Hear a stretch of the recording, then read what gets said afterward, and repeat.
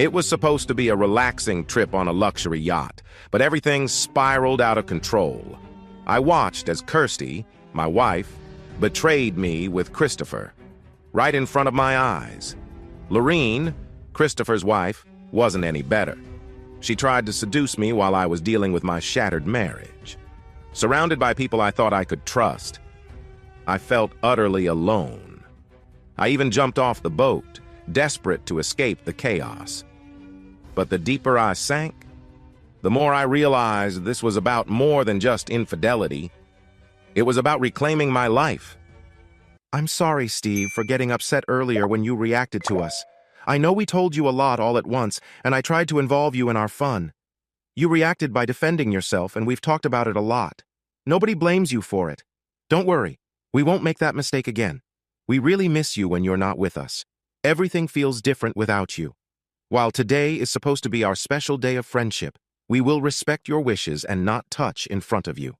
But we will stay close. If you won't come to us, we'll come to you. Since you're here watching TV, we'll join you. Wherever you go, we'll be right there with you. We've been apart for too long, so you'll just need to get used to having us around from now on. I felt really let down that they were so focused on me. Kirsty and Lorene sat on the bed next to me, while Christopher took the only chair in the room. This wasn't working for me, so I decided to make a change. Okay, I'm going fishing, I said. Then we're coming too, Lorene replied. I didn't answer. I grabbed my hat, sunglasses, sunscreen, and shoes and went up on deck. I set a lounge chair on the side of the boat and laid my things down. I got my fishing rod and tackle box from storage. I took a weight from my tackle box and attached it to the fishing line without any hooks or bait, just the weight. I cast it behind the boat and set the reel to hold the line. Then, I placed the rod in a holder at the side of the boat, letting the weight trail behind in the water. I applied sunscreen to all the spots exposed to the sun and settled comfortably in my chair with my hat and sunglasses on. Then I stayed quiet and ignored them. The boat was moving fast, and a nice breeze was blowing. My towel made quiet sounds in the wind, but no one tried to take it from me as before. I heard Christopher say I wasn't really fishing. Without hooks or bait, I couldn't catch anything.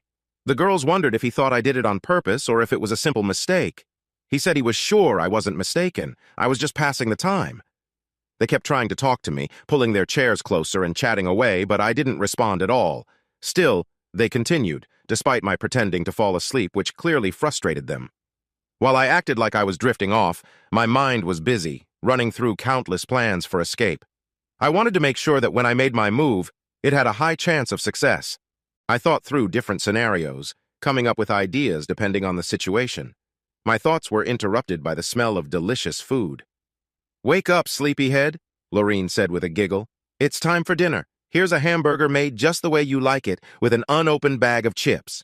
I even brought you an ice-cold soda. I swear Kirsty didn't touch any of it, but she did tell me what you like on your burger. You can throw it overboard if you want, but why waste good food?" She was right, I wasn't giving anything away by eating. I nodded, took the burger, and started eating. I was hungry, so I figured why not? When I finished, they were still eating next to me. Lorene asked if I wanted more, but I shook my head. No, it was nearing 8:30 p.m. About 20 minutes later, Lorene returned with bowls, spoons, and an ice cream maker. "I hope you saved room for dessert," she said. "I made fresh banana ice cream. Since Kirsty told me banana is your favorite, you get the first bowl." She scooped some ice cream into a bowl and handed it to me. I watched as she filled bowls for herself and the others. They all started eating, and I figured it was safe, so I enjoyed my bowl as well. It was delicious, and I ate it all without saying a word. With the sun setting, I handed her my bowl, put my fishing gear away, and returned to my room. I used the restroom and noticed the smell wasn't exactly pleasant, which amused me. None of them wanted to be in the room with me after that. Once I was done, I climbed into bed, still wearing the paper towel I'd been using as a makeshift covering. Exhausted both physically and mentally, I quickly began to drift off, wondering what the next day would bring. No one disturbed me before I fell asleep. Later, I was jolted awake by someone touching me. I felt a large figure behind me, and it didn't take long to realize it wasn't Kirsty. Lorene was trying to seduce me again. I jumped out of bed. "Lorene? What are you doing? I told you I don't want this. Why are you in my room? Where's Kirsty?" Lorene calmly replied, "This is my boat, Steve. Every room here is mine. You can't keep me from being anywhere on this boat that I want to be." "Oh, really?" I replied, feeling very angry. "Fine. Keep your room. I'll find somewhere else to sleep." I left the room and went to the back deck to the lounge chair I had used before. It was completely dark outside, with no moonlight. I turned on my side and quickly fell asleep again, which didn't usually happen for me in these situations. I lost track of time, but suddenly I felt a presence behind me and a hand that made me uncomfortable.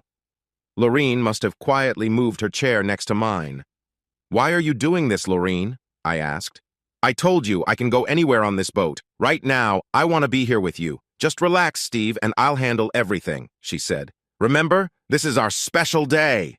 "Not at all!" I shouted as I jumped up, grabbed the cushion I had been lying on, and tossed it over the railing into the water. I heard her scream, "No!" as soon as I hit the water. The boat continued on its path without me. This was one of the many plans I had thought about. It wasn't my first choice, but it seemed the best option under the circumstances. The cushion was meant to float, I had checked. Maybe when the sun came up, I'd see an island or another boat that could take me back to shore. Either way, I wanted to be away from what was going on back there. Yes, the ocean was dangerous, but if I held on to the cushion, I should be okay. For some reason, I felt really sleepy. Why was I so tired? Maybe if I just rested on the cushion for a moment. Lorene hurried below deck and flung open their bedroom door, where she found her husband and Kirsty close to each other. "Come quickly. Turn the boat around. Steve jumped overboard and he could drown." "What?" Christopher jumped from the bed and rushed to the wheel. He turned on all the lights and quickly changed the boat's direction. Lorene was holding a bright flashlight as she searched the dark water for Steve. Kirsty began to cry at the thought of losing her husband. "How did this happen, Lorene? You were supposed to watch him until midnight before you started playing around," Christopher said, frustrated. "I got too anxious. As soon as he fell asleep, I started playing with him. I guess he was still awake because he moved to the lounge chair on deck. I joined him again and was just trying to have some fun. I didn't threaten him at all, I promise. He just jumped overboard. There's no moon tonight. I can hardly see anything out there." "Come on, Lorene. When I say to wait, I mean wait. Now look at what you've done. If he drowns, it's on you," Kirsty said angrily. "We'll find him, don't worry. I promise we'll find him," Lorene replied to reassure her. "Enough talking. Call out to him and watch closely. He might not respond well because of the medicine. Look for anything unusual," Christopher ordered as he pointed the boat's bright lights into the water. Lorene gave Kirsty her flashlight and started to use binoculars, scanning the area as best as she could. 3 minutes later, she noticed something on the horizon. "There! About 500 yards to the right. He must have drifted. I see something floating out there. It has to be him. Turn the boat, Christopher. We need to check it out." Christopher turned the boat toward where she pointed. Within 3 minutes, they reached their target. Christopher secured a rope around his waist and jumped into the ocean. He swam as fast as he could. Every second mattered. Soon he reached the floating object and checked for signs of life. "He's alive! He's still breathing, but very weak." The girls let out relieved cries at the good news. Christopher slid the rope higher on his body and grabbed the man. "Pull, girls! I've got him! Pull me back to the boat! I want to keep his head above water!" Kirsty and Lorene pulled the rope with all their strength. When they reached the back of the boat, Christopher lifted the man over his shoulder, climbed up the ladder, and onto the boat. The two girls did their best to help him gently. Lorene dried him off while Kirsty checked his condition as best as she could. "He's okay," Kirsty said with relief. "He's just very tired from the medicine." Christopher said, "I'm going to carry him back to his bed. He's not fully aware yet. Lorene, let him rest this time, and don't disturb him until 3 a.m., not a minute before, got it?" "I promise," she agreed. "Not until 3 a.m. "Good. Then he's all yours. Just be patient and let him rest." Kirsty added, "Just make sure he's comfortable first. Then you can talk to him." Christopher continued, "Once you wake him, give him your full attention because Kirsty and I will be very busy too." 3 a.m., I'll handle it, she confirmed. "I won't take my eyes off him. If he tries to leave, I will stay right by his side," Lorene laughed. Day 6. Have you ever woken up completely startled? It was strange, almost like being jolted awake. My eyes opened wide and quickly took in my surroundings. It was eerily quiet. I stayed still, unsure of what might happen. As I took stock of my surroundings, I realized I was lying on top of the bed in the room I shared with Kirsty, but she wasn't there. Next to me, Lorene was asleep. I looked closely at the bed, relieved to see no signs that anything inappropriate had happened. There were no sheets or covers, and I couldn't remember how Lorene ended up in the bed with me. My mind was fuzzy, flashes of confusion. Had I dreamed that she tried to approach me? It all seemed too unlikely. The reality was that Lorene had slept beside me, not Kirsty. I started to wonder where my wife could be. It was 6:10 a.m., and the sky was still dark just before dawn. I carefully got out of bed, making sure not to wake Lorene. I needed to figure out what was going on. The bedroom door was left open, so I tiptoed into the main area, quietly closing the door behind me. I was alone, and the feeling of being without clothes was uncomfortable. There was nothing around that I could use to cover myself. I checked the door to the other room, but it was locked, and I heard no sound inside. Was Kirsty in there with Christopher? Then I remembered the apron in the kitchen. Someone had once used it while cooking, so I grabbed it and tied it around my waist. It didn't fully cover me, but it was better than nothing. I noticed the hatch to the deck was open, which was odd since it was usually closed at night. Curious and a bit worried, I quietly climbed the steps and went out to the deck. I heard soft noises coming from the front of the boat. When I got closer, my heart sank. I saw Christopher lying on a cushion with Kirsty nearby. It was clear that something was happening between them, something that left me in shock. I froze, unsure of what to do next. The scene before me was difficult to process. Kirsty, small in size compared to Christopher, was with him in an intimate way that left me speechless. Though I had feared something like this could happen, witnessing it was devastating. My first instinct was to shout, to demand an end to everything, but I found myself frozen. I couldn't move or speak, my mind focused solely on what they were saying. Kirsty spoke softly. "I can hardly wait any longer." Christopher, calm and composed, replied, "The sun will rise in just a few minutes. Let's wait until that moment. It will be unforgettable." She sighed, agreeing. "I've been waiting for this, Christopher, and I can wait a little longer for a perfect moment." He smiled, admiring her. "You've been incredible tonight. No one else could keep up with me like you have." Kirsty responded, "It's been amazing, more than I ever imagined. Being with you has changed everything for me, but I'll always care for Steve. He's a good man, but what we've shared tonight feels different." Christopher nodded, but with a firm tone said, "You can't abandon your life with him. What we have is special, yes, but he's still important to you and he needs to stay in your life. You'll manage that, won't you?" "I understand," she said. "I'll stay with Steve. He's a wonderful father and husband. But whenever I'm with him, a part of me will think of you." Christopher reassured her, "As long as you're happy with him too, that's all that matters." Hearing all of this left me in a state of shock. I didn't know how to react, but I knew that everything had changed. "Will you help me with this?" "I will, my dear. The sun is just about to rise. Come here and give me a kiss as I share my love with you." She leaned in and kissed him deeply. As they did, the sunlight chased away the last bits of night. They both let out happy sounds as they enjoyed their special moment together. I noticed their toes curling, hinting at a big moment. Suddenly, my body reacted in a way I didn't expect. I felt sick and had to throw up right then. The loud noises were hard to ignore. The couple tried to stop, but they couldn't. They continued enjoying each other. I shouted, "I hope you're happy, Kirsty. You got what you wanted the second we left home. You've lost all my respect. You can consider our marriage over when we get back. Both of you can leave." "You must be joking. You've been with Lorene since the early morning. She probably has done more for you than I ever did," she said sharply. "You're mistaken, my wife. Lorene is asleep in her room. We didn't even speak last night. You have the wrong information. Christopher told me that she would be with you starting at 3 a.m. Do you deny it?" "I do deny it. Christopher is just lying." At that moment, Lorene came to join us, rubbing her eyes awake. "What's going on? Why all the noise?" "Kirsty wanted to know what time you woke Steve up this morning," Kirsty said, still upset. "Huh? Oh, that. I'm really sorry.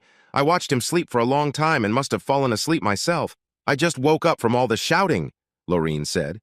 Kirsty shouted, "This can't be happening. You were supposed to be with him at 3 a.m. "Well, I haven't yet, but I'm still happy to spend time with you if you want, Steve," Lorene offered. "Looks like you'll have your hands full, Christopher, keeping both women happy. Isn't that what you wanted?" "They won't be getting my attention anymore," I declared firmly. "I'm sorry, Steve," Kirsty said. "I thought you were with her, so I thought it would be fine for me to be with him. Please believe me, I care only for you." "No! You don't get to be the one who hurts me and then say you care about me. That feels disrespectful. Christopher, do you know what a quitclaim is?" "Yes, I know what that is," he replied. "Good. Then understand this. I give up any claim I might have had on my wife, Kirsty Walters. She is completely yours now, and you can do whatever you want with her. Don't worry about me anymore. She is no longer connected to me. Kirsty was crying loudly as I walked away and went below deck. Lorene looked shocked. I could hear them scolding her for not being attentive. A short while later, Kirsty came into the room with me, still in tears. I don't want to argue, Steve. I realize now that I made a mistake, and I just ask for your forgiveness. But I'm really tired right now. I haven't slept at all. Can you give me a few hours to rest? We can talk later. She sat on the bed next to me and fell asleep almost immediately. I guessed Christopher was doing the same in his room. I understood why they were both so exhausted. I didn't want to stay in the same room with her, so I left and closed the door. Soon after, Lorene joined me in the common area. I assume that Kirsty is sound asleep like Christopher? Yep, I expect them to sleep for a long time. After what happened, I don't want to share a room with her for the rest of this trip. Can you unlock one of the spare bedrooms for me? Lorene thought for a moment. She might have been worried about what her husband would think about me staying in a different room, but she realized it was best to keep the peace. She nodded and opened another room for me. Thank you. I have one more favor to ask, Lorene. This room has towels, curtains, and bed coverings. Can I use those, or at least get one of my swimsuits to wear? She didn't argue and went to her room. She returned shortly with something. Here's your swimsuit. Since Christopher will be sleeping for a while, I can only give you this for now. I'm trying to help you, Steve. If you wear just this, I will wear both parts of my swimsuit. Would you prefer that, or something different? I thought about her offer. It wasn't perfect, but I could agree to this once to get something back. Well, since you've already seen me, the swimsuit doesn't seem too revealing anymore. We have a deal, Lorene, as long as you keep your word and wear both parts around me. She smiled and went to her room. While she was away, I put on the Speedo and adjusted it as best as I could. She returned wearing her bright red bikini, which didn't cover much. Stick to our agreement, Steve. You said you would wear just the Speedo, remember? Please take off the apron, she said. I hesitated, but then handed it to her. Since we both got some rest, I'm going to make breakfast, she said, putting on the apron over her bikini. What would you like to eat? You can make whatever you want for yourself, Lorene, and I'll make mine. It's not that I don't trust you, but I just don't, I laughed. I was going to make bacon and eggs. What are you thinking of? Me? I was hoping for a stack of pancakes. That sounds great, she said while handing me the apron. I'll gather the ingredients while you cook. We can share the meal. Does that sound good? That sounds good. I realized she was trying to get on my good side. It didn't matter. I knew I could stay focused. With the other two out of the picture for now, there was no tension between us. We prepared a large batch of pancakes, topped them with butter and syrup. It was the first meal I had enjoyed with someone in a long time, and her company was nice. We chatted about light topics to fill the silence, and she smartly avoided any touchy subjects. I helped her clean up afterward. I'm going to go up on deck, I told her. I'd rather not be near those who betray trust, even if they're not here right now. You can do what you wish, Lorene. Oh, I'm coming with you, Steve, and in the best way possible. That's fine, as long as you keep a little space and don't try to distract me. I promise to be on my best behavior. I've heard that before, I chuckled. True to her word, she sat near me, but not too close. After half an hour of enjoying the view of the ocean, something thrilling happened. Look, over there, a whale, I exclaimed. Where? She asked. On the left side, right over there, I pointed. It was a humpback whale. Seeing such a large creature in the ocean was incredible. No amount of television could compare to this experience. Lorene and I quickly took out our phones to record the moment. The whale swam alongside our boat for about 30 minutes before it disappeared. I usually would want to share this with Kirsty. Honestly, I was glad the others missed it. Lorene and I spent the rest of the morning in a relaxed routine, which was a welcome break from the earlier stress. Just before lunch, the sailboat's navigation system beeped, signaling that we arrived at our destination, and then it automatically adjusted the sails to slow us down. I noticed the signal and dropped the anchor to keep our boat steady. Lorene and I had a nice lunch together. We were getting along well. She didn't try to make any moves on me. She did glance at me a few times earlier, but she said nothing about it. At 1:30 p.m., I heard some noise from below deck. Lorene went to check in with them and update on what was happening. I could hear the three of them talking, but I couldn't catch what they were saying. I suspected I was the main topic. The smell of food came from the kitchen, making it clear they were hungry after working hard the night before. Soon after, Kirsty came up on deck, still without clothing. Steve, we need to talk about what happened this morning. I have a lot to explain. Can we have a calm conversation? She asked. That depends on you, Kirsty. In what way? Put on your regular swimsuit or some clothes, and then I'll talk to you. If you don't, we might as well be in a fish's company. But today is a nude day, Steve. I understand your choice, but I don't follow that. If you follow those rules, you won't hear a word from me. Goodbye, Miss Salinas. She didn't like when I used her last name instead of her married name. I have no one to answer to. I'm still Walters, and I will always keep that name, she said firmly. She continued to press me for answers, but I stayed quiet, which frustrated her. Eventually, she went back below deck. A little while later, she came back wearing a simple swimsuit. Okay, I've done what you asked. Can we talk like adults now without shouting? We really need to sort this out. Okay, Kirsty. Since you put on something, I'm willing to talk now. What do you want to discuss? I'm sorry, Steve. I thought you were with Lorene, and that's why I was with him. I wanted to react strongly to that statement, but I stayed calm. Can I ask something about that? Of course, ask me anything. I want us to clear the air. I heard you and Christopher this morning. You two were together all night, right? Pretty much. But I wouldn't have been with him if I thought you weren't doing the same. I see. When do you think you and he first got close? Oh, I'm not sure. We weren't keeping track of time. We just started kissing, and it went from there. I'm not looking for a specific time. Just a rough guess. I would say it was around 11 p.m. last night. Why do you ask? 11. Got it. And didn't Lorene say she would wake me up at 3 a.m.? Yes, that's right. You were asleep and she planned to wake you at 3. So you're saying you were with him at 11 p.m., knowing I was asleep and wouldn't wake until 3 a.m.? You thought I would do the same for 4 hours when I was actually asleep? Now you're overanalyzing. Let me put it this way. I was with him because I thought you would also be with someone else starting at 3 a.m. What's the issue with that? The issue is that you were with him while hoping I would be with someone too later on. That doesn't sit right with me. I never meant for any of this to happen, Steve. Please believe me, she pleaded. I don't have to believe anything, Miss Salinas. Her reaction showed that this upset her. Come on, honey. Deep down, you know you want to get even. Go ahead and do what you want. We're out in the ocean on this ship. Christopher is our captain. His word is law. I told you from the start that everything that happened was based on his orders. You have to see that we have to follow his lead. We don't have a choice, she explained. Is that really your best argument? I could agree with you, but then we'd both be mistaken. I would explain it to you, but I don't have the right tools. It's amusing how you think I care about your thoughts. Everything you just said sounded better in your head, didn't it? What about me? I haven't taken part in any of his wrong actions. Yes, and look where that has gotten you. As a punishment for not following his orders, he put you in a tough spot while we went ashore and had a good time without you. You see, you didn't comply and face the consequences. I followed his orders and was rewarded. You could be too if you just went along with things, dear. So you're choosing him over your husband and agree that I deserved this? Is that what you want me to tell our children about this trip? Should I reveal everything their mother has done with the captain since we left and what I refused to do? She didn't know how to respond and tried a different approach. Sweetheart, you know I was inexperienced when we first met. You are the only man I have ever been with. He has a remarkable physique. Can't you see the difference between his body and yours? I was drawn to him like a moth to a flame. I couldn't help myself. The wine made me feel free, and I let myself go with him. He had a strong presence, and as the captain, I followed his lead without thinking. I've always worked hard and have been loyal to you since we married. Don't you think I deserve this? That's quite a thing to say. It's like you think there's no tomorrow. You don't seem to understand how much you've damaged our marriage. I can't accept what you're doing.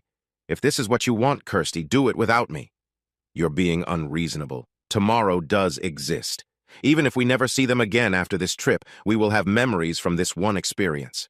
Since we met the Belvederes, I've dreamed of being with him. You can't deny that you've thought about being with Lorene. She has chosen you to be the father of her children. You should see that as an honor, along with the wealth it could bring us. On the contrary, I have no interest in being with her. Yes, she's attractive, but she is not my wife. You have broken our marriage vows while I've stayed true. This is your dream, not mine. We once shared dreams, but that has changed. Don't you want me to be happy? When I was with him, I felt happier than ever. I reached for her hands and she eagerly accepted. Then I unexpectedly took her wedding ring off her finger. I took off my own ring too. held both in one hand, and tossed them into the ocean with all my strength. She screamed and cried. Well, as long as you're happy, I guess that's what matters. I've never felt more miserable. My heart feels so broken that the pieces are tiny. Why did you do that? You're impossible. I hoped you would see things differently, but you're too stubborn. You can't say I didn't try, Steve. Now you'll have to deal with the captain. I wondered what she meant by that, but I couldn't ask her because she went below deck. I decided not to follow her. The three of them came up and started getting ready for a dive. Christopher was setting up his dive gear, and he was helping with mine, too. All three of them were not wearing anything. Kirsty approached me and said, "We're all going diving, Steve. Captain's orders. You have to join us." "Well, it looks like it's happening."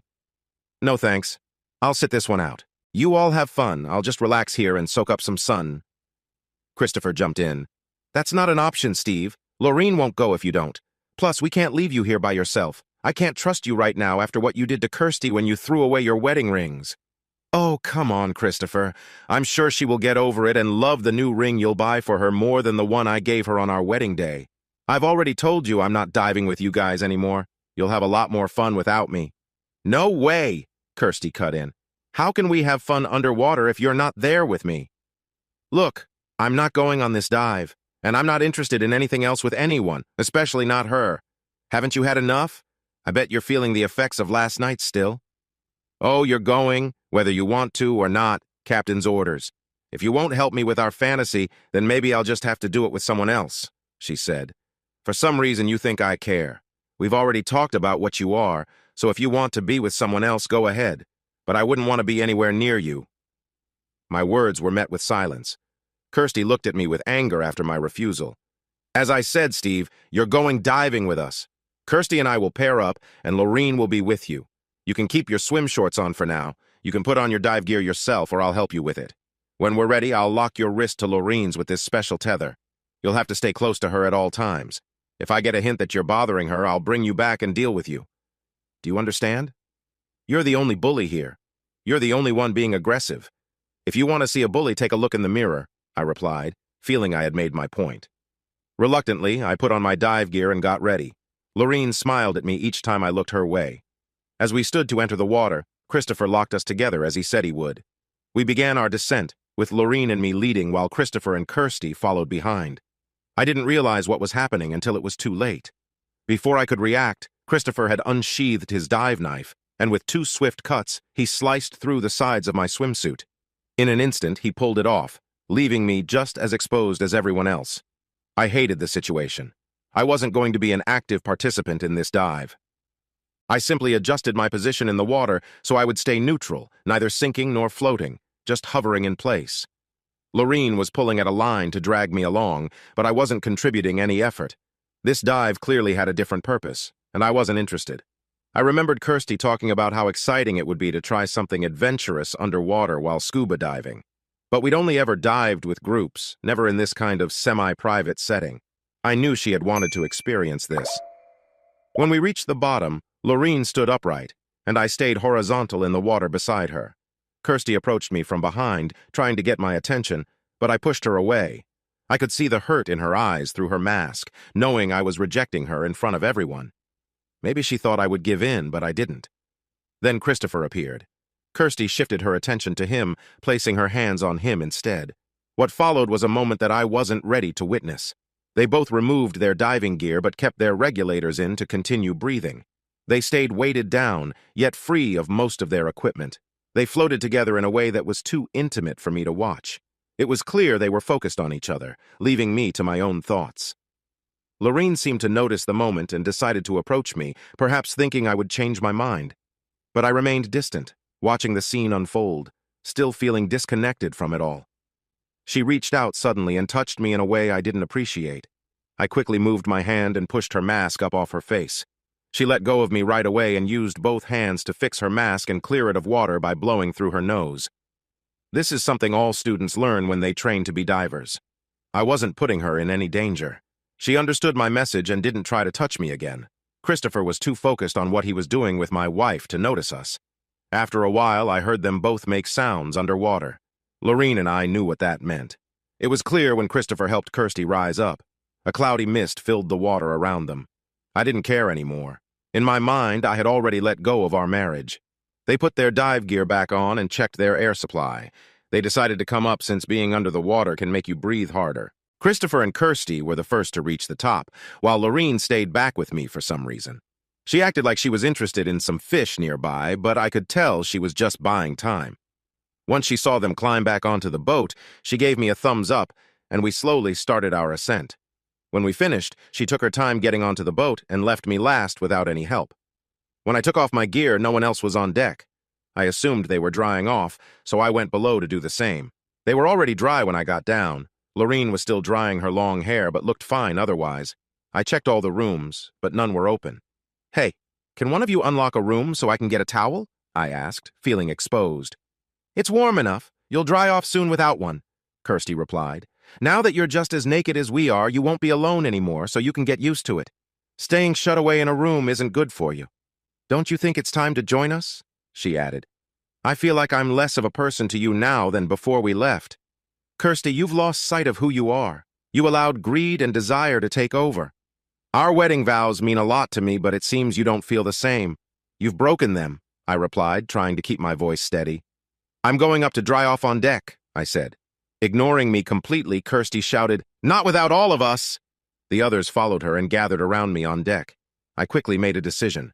"What a nice afternoon for a swim," I said, slipping past them and diving over the railing into the water. It felt strangely familiar, as if I had done it before. Christopher was fit, but not built for swimming. Runners and swimmers have similar builds, and I was a runner. All three of them joined me in the water. This was my chance to resist. If they wanted me to be out here with them, I would play along. I thought, if they can't catch me, I can enjoy myself.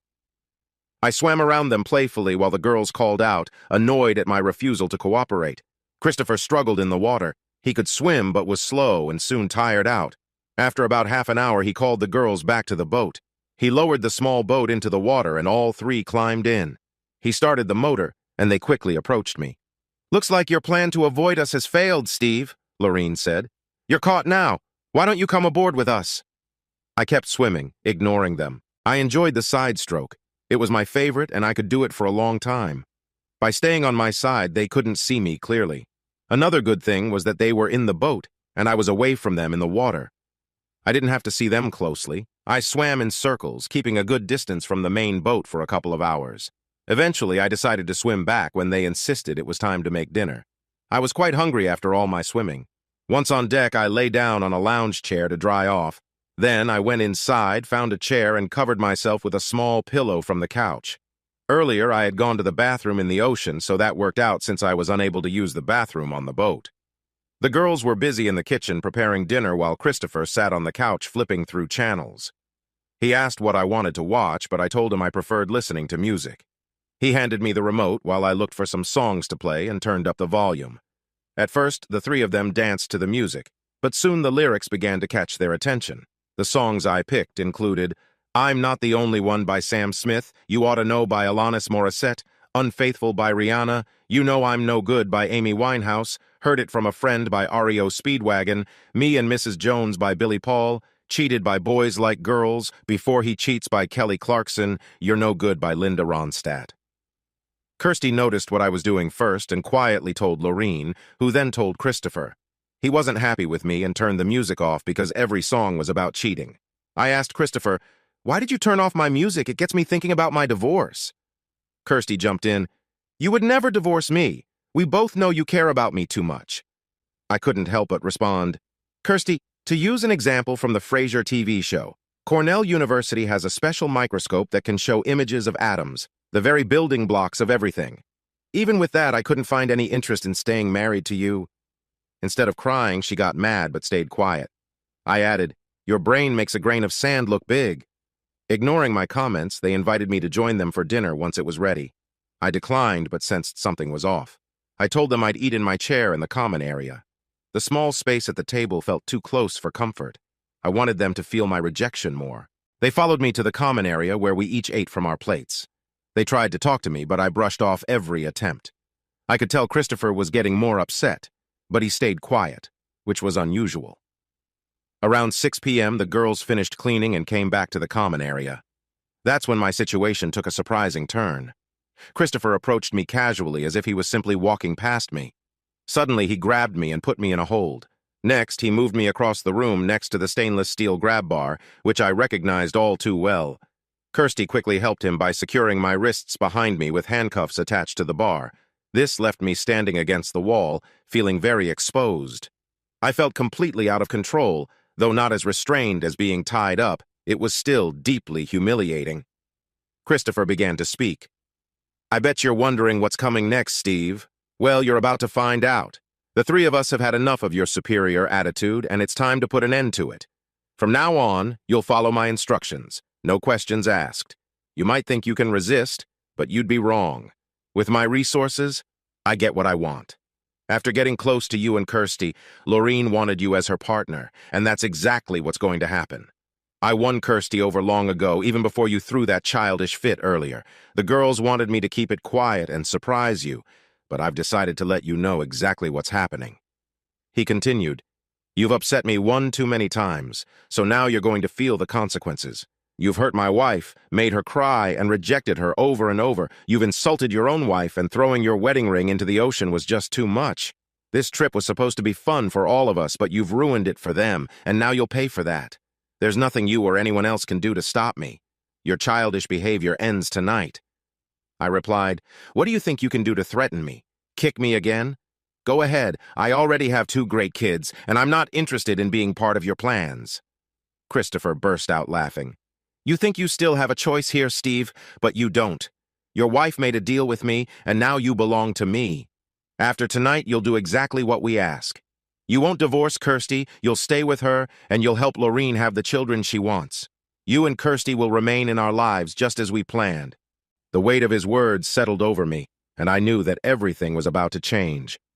"I'll make sure to spend time with your wife whenever I want, and I'll be teaching her how to satisfy a man even better.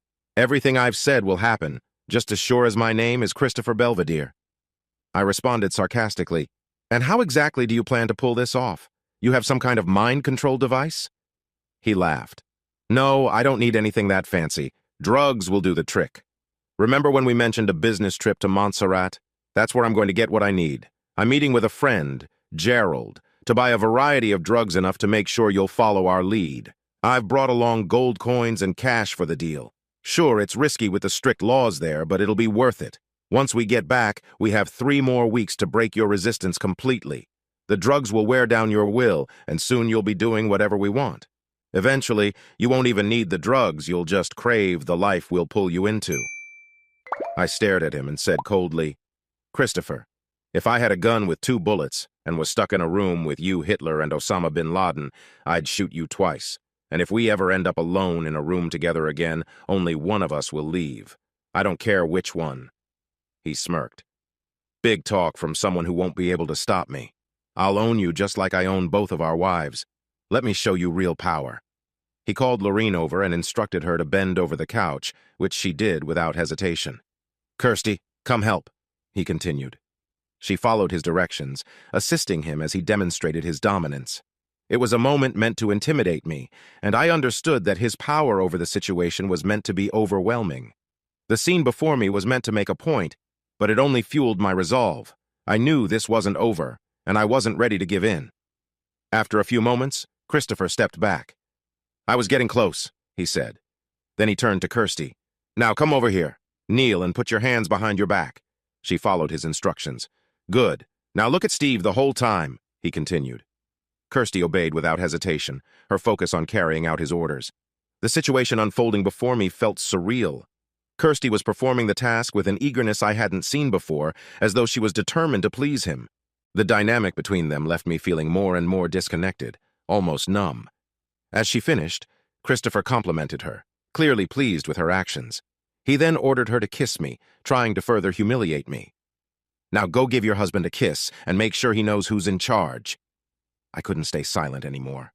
"You're sick, Christopher," I shouted.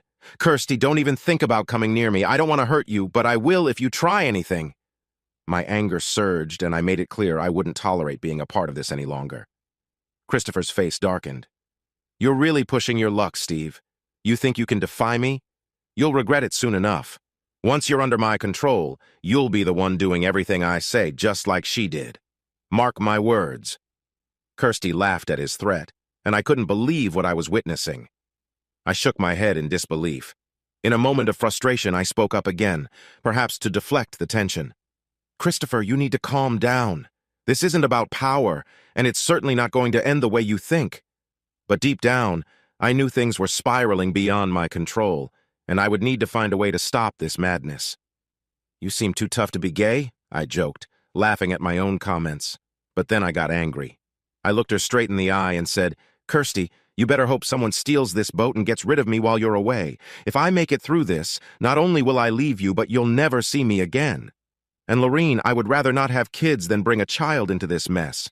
I regret ever meeting any of you, especially you, Kirsty. The kids, Jenna and I, will be just fine without you. They don't need a bad example for a mother." Kirsty started crying from my harsh words. Lorene looked shocked. Even if they forced me to submit to their plans, it would still feel like a small win since I knew my true feelings. Ignoring me, Christopher said, "Come on, girls. Let's ignore this guy and get ready for the party." As they dressed for the night, I stood there feeling humiliated, my mind racing with thoughts. My pride was the only thing they hadn't taken from me yet, but if they went through with their plans, my dignity would be lost. I couldn't let that happen. They had already taken so much from me. How much more would I let them? But what could I do now? Would I stay a victim? I tried to sort through the many options I had. They looked nice as they came to me in the living area before leaving. Then Christopher remembered something. "The last time we left you here alone, things got messy. If I leave you like this with your hands tied, you might try to make a mess again. So here's the deal, Steve. I will untie one arm if you promise me two things." "What are they? I'm not doing anything crazy for you." He laughed. "No, that's not it. Lorene will bring a big pot from the boat. If you need to go while we're gone, will you promise to use the pot instead of making a mess on the floor?" "I can do that," I agreed. "What's the second promise?" "If I free one arm, I need your word that you won't hurt yourself again. Promise me those two things and I'll untie you." I paused for a moment, making it seem like I was unsure, but secretly I needed that one arm free to execute my plan. "Deal." "Wait a moment before you let him go," Lorene said. "I want him to understand who's in charge," Lorene said boldly. She approached me, placing her hands on me in a way that felt unsettling. "These are mine now," she added confidently. "Kirsty handed you over to Christopher and he gifted you to me." I was surprised that Kirsty didn't object or say anything in response. Looking straight at me, Lorene continued, "When we get back from the island, you're going to give me everything you've got. I know you're not much compared to Christopher, but that won't stop me from getting what I want," she said with a smirk, giving me a playful slap before walking away, laughing. Suddenly, Christopher grabbed my arm and pinned it against the wall, making sure I couldn't move. "Kirsty, unlock his other wrist and attach it to the grab bar," he ordered, and she did as he instructed. "Oh, and Steve," Christopher said, turning to me with a mocking grin, "I have something to keep you busy while we're gone." He picked up a remote and switched the input on the large TV in the room. A video began to play, showing a recording of him and my wife in his bedroom. You probably didn't know this, but I had a high-tech security system installed on the boat to protect the property and a valuable painting we have on board. It records everything, every conversation, every move except in the bathrooms. The system stores all the footage for a month, and as a backup, it uploads everything to the cloud. So, nothing is missed. Christopher grinned as the video continued playing. "While we're away, you can watch how your wife spent hours with me enjoying herself. Maybe you'll learn a thing or two. I'll leave the sound on loud so you don't miss a single detail, every word, every sound, every moment." With that, he left the video playing, a twisted reminder of the power he held over the situation, while I remained helplessly tied, forced to witness it all. "We wouldn't want you to get bored while we're gone," he said in a teasing way. The girls laughed at his comments about me, waved, and said goodbye as they went up to the deck.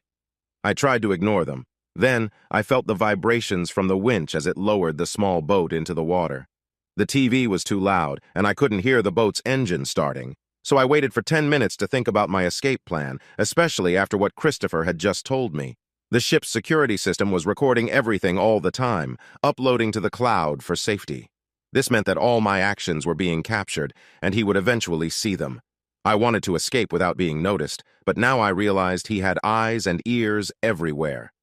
"Come on," I urged myself. Adapting was key to surviving. Sometimes, to survive, you must be more clever than ever before. My dad used to say, don't fight back, move forward. But my mom always said everything happens for a reason. Right now, I couldn't see the reason for this. I used my engineering skills to come up with a new plan. I thought carefully about everything I knew about the boat, and then saw it.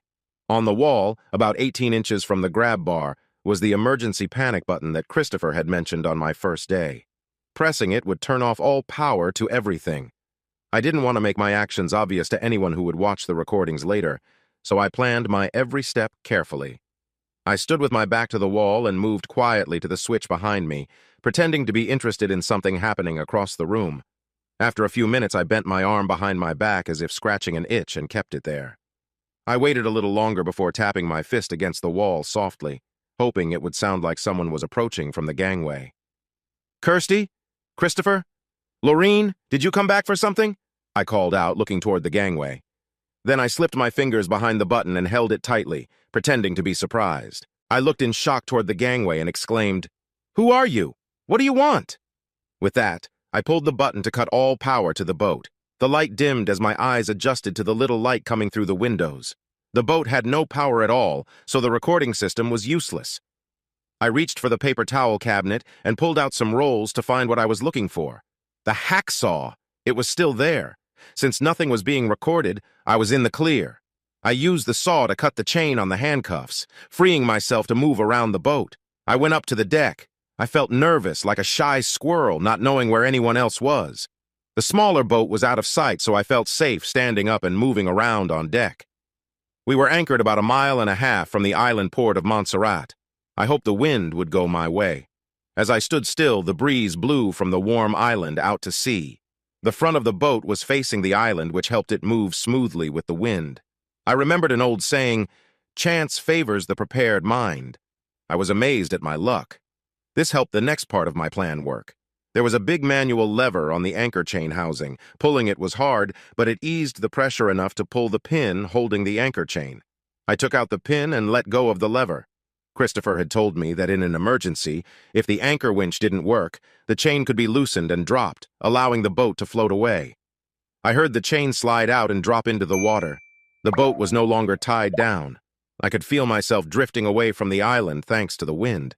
It was going perfectly. With that done, I hurried back to the cabin. I knew there were emergency flashlights stored all over the boat. I grabbed one and took the hacksaw with me to the engine room. Once I was there, I opened the workbench vise, put part of the handcuff that was on my wrist in it, tightened it, and sawed it in two. Finally, I was free. Next, I needed to find my passport. I hoped it hadn't been moved from the Pelican box. I got the security bit, took off the screws, pulled out the waterproof box, and emptied it onto the workbench. Yes, all 4 passports were still there. I had made a list in my head of what to take. The rules don't allow more than $5,000 in cash as carry-on, so I counted it out. I took exactly $5,000, $2,000 of my own money, and $3,000 of Christopher's, and put the cash inside the empty box. I found the gold coins he had brought, too. There were only 4 coins left because he had taken 6 to the island to trade. I tossed all 4 coins into the box along with 4 passports, my house and car keys, and my wallet. I checked and saw there was enough room left in the box for some other items I needed. There were many important papers in the girls' bags, but I decided to leave them behind. I closed the box and snapped the latches shut. I had other tasks to complete in the engine room. First, I worked on the fuel tank. I closed 2 valves that controlled the diesel fuel line and the tank vent line to fully isolate the tank. Next, I looked for a socket and ratchet to take off the bolts that provided access to the desalination machine for cleaning. Within 5 minutes, I removed all the bolts and set the flanges aside but left the pipe valves closed for now. I would come back later for my last task. With a flashlight and the Pelican box in hand, I returned to the common area and searched for the security recorder Christopher had just shown me. It was hidden at the back of the AV equipment rack. I pulled it out, managing to remove it with some effort. There was a small access door on the back that opened easily, revealing 2 hard drives inside. They were designed so I could easily swap them out. I did not need the recorder itself since it was too big for the Pelican box. Instead, I pulled out both hard drives by pressing the plastic tabs on the sides, which released them so I could unplug them. I placed both drives into the Pelican box. The Belvedere's room was still locked. I quickly went to the engine room to grab a mini sledgehammer. With a few firm hits, the door swung open and I began to search for my clothes. The first item I found was the Speedo I had worn before. I put it on, so I was no longer without clothes, even if it didn't matter since no one else was around. One of the closets held all my clothes. I selected a pair of nice slacks, a collared shirt, a belt, socks, boxer shorts, tennis shoes, and a hand towel. Finally, I had some real clothes. I stuffed my socks inside one shoe and my belt inside the other. Then I neatly packed the shoes and clothes into the Pelican box, leaving a little space for one more important item. I quickly checked for cell phones and found mine, Kirsty's, and Lorraine's. Christopher must have taken his with him to the island. I turned off all 3 phones and left them on the boat to prevent any tracking. Next, I went up on deck with the Pelican box and checked the boat deck. The only loose items were some lounge chairs and cushions. Everything else was secured. I tossed the chairs and cushions into the cabin to make sure they wouldn't float away and reveal that the boat was going down. Then I looked through Christopher's scuba gear. His weight belt had 2 heavy weights on it. I took one weight off and put it in a box. I lowered the box into the water to see if it would float or sink. It floated because of the air inside, so I added the second weight and tried again. This time, the box started to sink. That was just what I needed. I wanted the box to sink, not float. I placed the box back on the deck and thought about my next step. I checked every room on one side of the boat and opened all the windows, leaving the other side closed. The windows were about 12 inches wide. They had screens to keep things out while letting air in.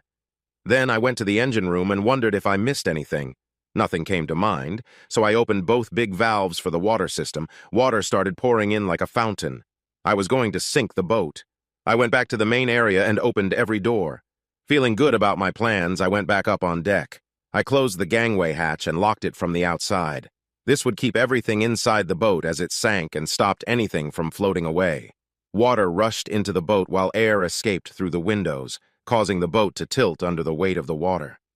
I could see the island clearly from the boat before I released the anchor, but now it felt much farther away. I could feel the boat leaning as it took on water. Next, I got the scuba gear ready.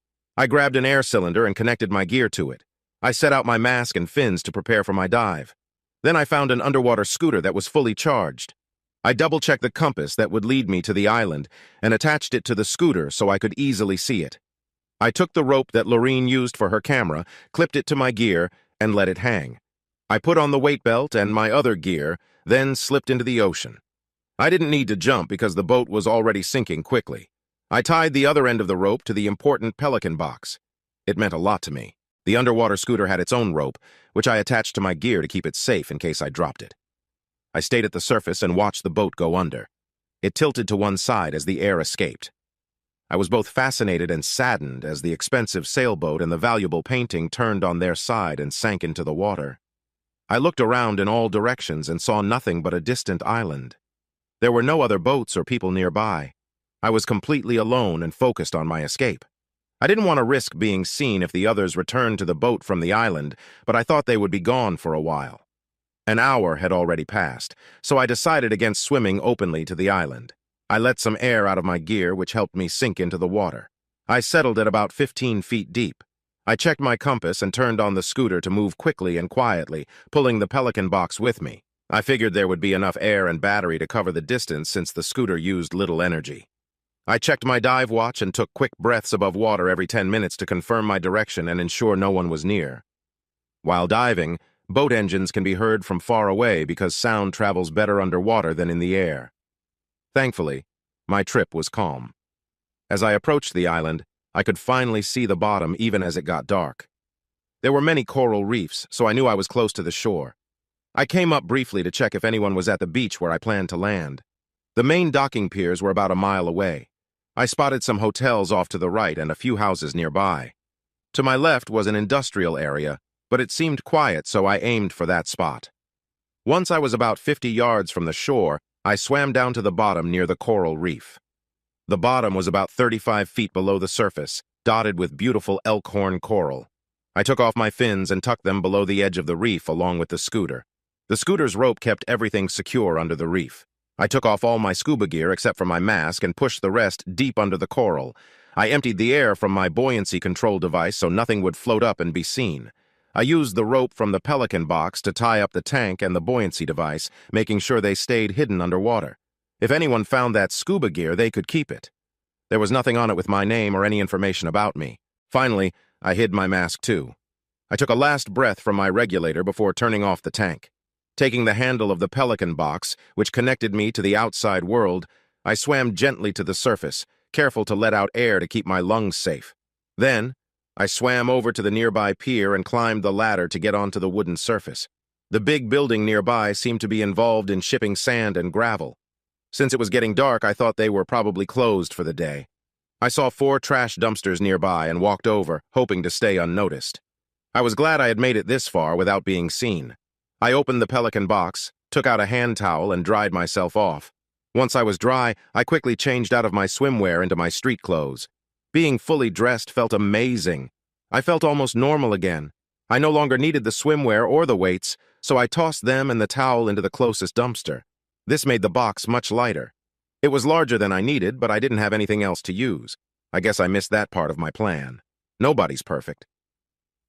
I started walking toward the main piers about a mile away, where Christopher said they would dock for their visit to the island. I stayed close to the shore and tried not to stand out.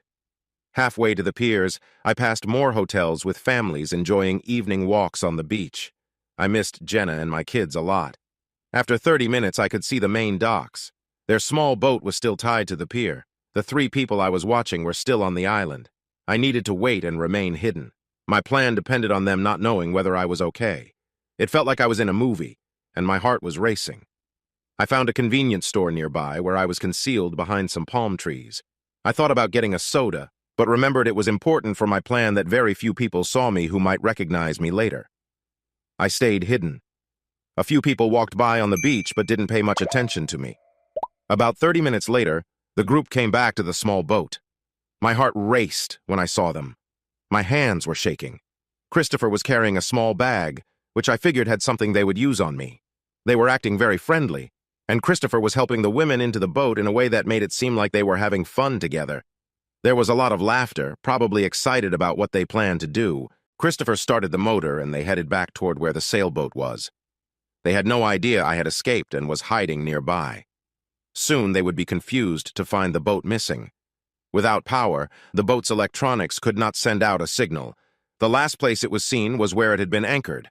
The small boat also worked as a safety raft. It had a search and rescue transponder that still worked but only helped in rescues. They were not lost. The bigger boat was. When I felt sure they were far enough away, I went to the waterfront wharf. All the boats there were quiet. I needed to find a ride quickly. I noticed a lot of people at a bar about 2 blocks down, so I walked over to check it out. I didn't like that I stood out a bit by carrying a Pelican box that looked like a small suitcase. I set it on my lap when I sat on a bar stool. Before coming in, I had taken some cash from the box and put it in my pocket to keep from drawing attention. "What can I get you, sir?" the bartender asked politely. "Can I have a soda and a bag of pretzels, please?" "Of course, sir. Coming right up." He seemed a bit irritated that I wasn't ordering any alcohol, which usually would have meant a bigger tip. When he brought my drink and snacks, I asked, "I'm sorry. I'm new here and just arrived recently. Is there an airport on this island that can get me back to the U.S.? "Sorry, sir, there are no non-stop flights to the U.S., so most travelers go to nearby islands like Antigua or Barbuda through V.C. Byrd International Airport. From Antigua, 2 airlines have flights to Montserrat. Fly Montserrat and SVG Air. The flight takes about 20 minutes. I've done it many times."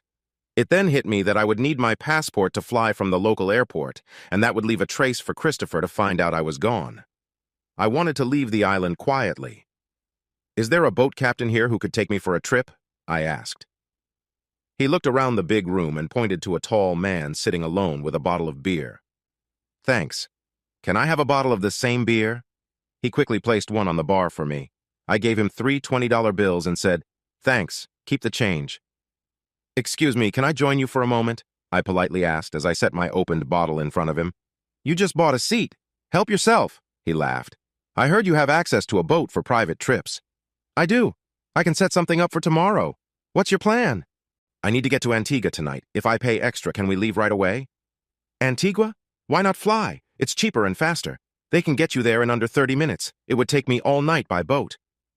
I knew I had to explain so he wouldn't think I was doing something wrong. I thought some truth might work. I found out my wife is with another man. I just want to get away from her and let her do what she wants. But I don't want her to know I left. I'm very unhappy, I said, forcing a smile. Ah, deceit and betrayal. I know that feeling too well. So you want to get to Antigua without being followed. I'm not keen on taking you all the way by boat tonight. But my brother-in-law has a private seaplane and does charters to Antigua. I might convince him to fly you tonight, but it will cost you. He's on the other side of Montserrat. Do you take U.S. cash? Many places do, but I prefer British pounds. What about a gold coin? Would you take gold? It's worth $2,500 per ounce. I'll give you 1 ounce if you can take me to your brother-in-law and get him to fly me to Antigua quietly. His interest picked up right away. Let me see the coin. I don't accept fakes. I opened the case and showed him one of the coins. Well, this looks real, but it's too much just to get you to my brother-in-law. I usually charge a lot, but I won't take advantage of a friend like that. Think of it as a finder's fee. I also have another favor to ask while you take me there. We could just get a taxi and arrive much quicker than by my boat. Yes, but more people would see me. This way, it's just us. Discretion, right? I understand. He started to give back the coin. Keep it as a payment in advance. I trust you. The bartender speaks well of you. This made him laugh. Let's go then. Do you have any luggage? Just this one case, that's all. We climbed onto an old wooden boat that looked worn. She may not appear impressive, but I just put a new engine in her. She's strong now, he said with a chuckle. Let's see what she can do. Time is important, I joked. He pushed the throttle all the way down, and we sped towards our destination on the other side of the island. He called his brother-in-law on his phone to explain the situation. He says he will do it for a gold coin as well. Do you have another? He asked. Tell him if he asks no questions and has the plane ready when we arrive, I'll give him 2. 2? I wish I had a plane. I'd take you myself, he exclaimed. He called his family member and arranged the trip for me. And what was that other favor you wanted to talk about earlier? I would like you to give an anonymous tip to the police about 3 people who will have illegal drugs with them. And how do you know this information? Did you sell them the drugs, maybe? No, I didn't. They bought them locally in Montserrat and were planning to use them on me. One of them is my wife and the other is her new partner. They are out on a small boat called the Sea Chariot 2. Tell the police to wait near the pier and they will come right to the main pier soon. Advise the officers to stay hidden until the boat arrives because if they are seen, they might get rid of the drugs before coming in. Aha! Retribution! The wife plays and the wife pays! I like it! Yes, I will be happy to tell the police. Just a moment. He made the anonymous call while we were traveling and passed along the information as I described. Montserrat has very strict drug laws and the police want to catch offenders. I see you have a small duffel bag there. Yes, I keep a change of clothes in it. Can I have it? Or would you sell it to me? Take it. It's yours. It's nothing special. I have many more at home. Just leave me my clothes. He took out his clothes and I moved everything from the Pelican box into the small duffel bag. Then I tossed the open Pelican box into the ocean as far as I could. It sank right away. It had done its job well. I didn't want it to be found. By the way, I asked, the ocean depth 1.5 miles from shore is about 60 feet. Do you know how quickly it gets deeper from there? 1.5 miles out is right at the edge of the island shelf. 1.25 miles away from the island, the sea drops down sharply before it levels out near 5,000 feet deep. Why do you want to know? I asked. I'm just curious, he replied, shaking his head, careful not to ask too many questions. I was glad to discover that Christopher's boat and his precious painting were resting on the ocean floor nearly 1 mile down. As we approached the dock, I saw a seaplane with its engine running and the door open. That's him. He's a skilled pilot. He won't ask you any questions, just like you wanted, he explained. Here's another 1,000 in U.S. money. Please take it to a bank and change it to pounds. But this is too much. What do you need it for? He asked. This is to ensure you forget you ever met me. If you see my face on TV as a missing person, you know nothing. You might want to share some with your bartender friend too to help him forget me. I would really appreciate it. He talked a bit with his brother-in-law while I boarded the plane. During the short flight, he didn't say a word or even look at me. I think he was trying to ensure he wouldn't recognize me later. As I opened the door to leave, I handed him 2 gold coins as promised. We shook hands, and he was gone within moments. I was now near the V.C. Byrd International Airport on the island of Antigua, which offers direct flights to the U.S. There was no record of my arrival. I quietly thanked Christopher for the cash and gold coins that helped me get this far. I hoped things would soon get interesting for three of them. It was a quick walk from the private airfield to the V.C. Byrd International Airport. I made sure my passport was in my pocket. I took the 3 passports I had and secretly tossed them into a trash can at the airport entrance.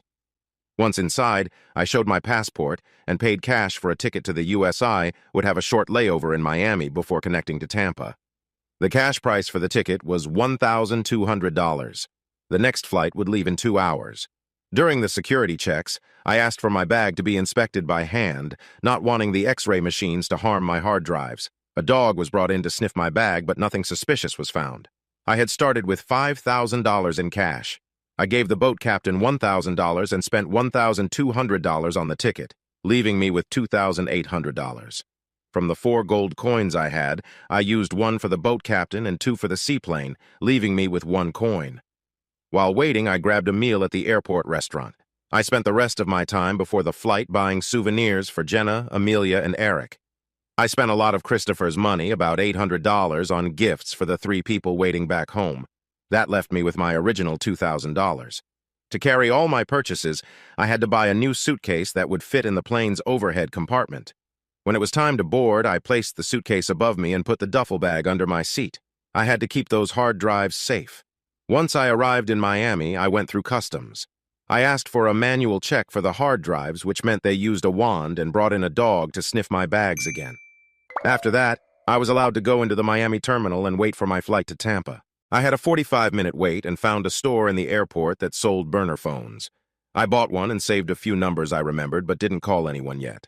The plane touched down in Tampa at 11 p.m., and I took a taxi to the West Shore Yacht Club Marina. My car was parked in a gated area just outside the marina. Though a special pass was needed to get in, the gate opened automatically for anyone leaving, so I had no trouble when I left for home. On the way, I made a call. A sleepy voice answered, "Good evening, Walter's residence." "Hello, Jenna? Steve, is it really you? It's been so long since we heard from you. It's late, everything okay?" "It is now, Jenna. Hearing your voice and being on my way home feels wonderful." "Home? You're coming home? I thought you'd be away for a couple of weeks." "So did I, Jenna, but life changed my plans. I'm in the car and should be home around midnight. Please don't wake the kids. I'm really tired." "Are you alone? Is Kirsty not with you?" "She decided to stay longer than I wanted to. I'll explain later, but I need some rest and may sleep a lot tomorrow. Can you help keep things quiet until I wake up?" "Of course, Steve. Whatever you need. I have a lot of questions, but I won't bother you now. I'll have your bed ready and fresh towels in your bathroom if you want a shower. Can I make you something to eat?" "I had dinner at the airport, so I'm fine, but thank you." "We've missed you a lot, Steve. I hope you know that." "I missed you too, Jenna. Thank you." When I finally opened the door to my home, I felt a sense of peace for the first time in many days. It felt true that there is no place like home. Jenna almost rushed to me as soon as she saw me. I don't think she had ever hugged me as tightly as she did that night.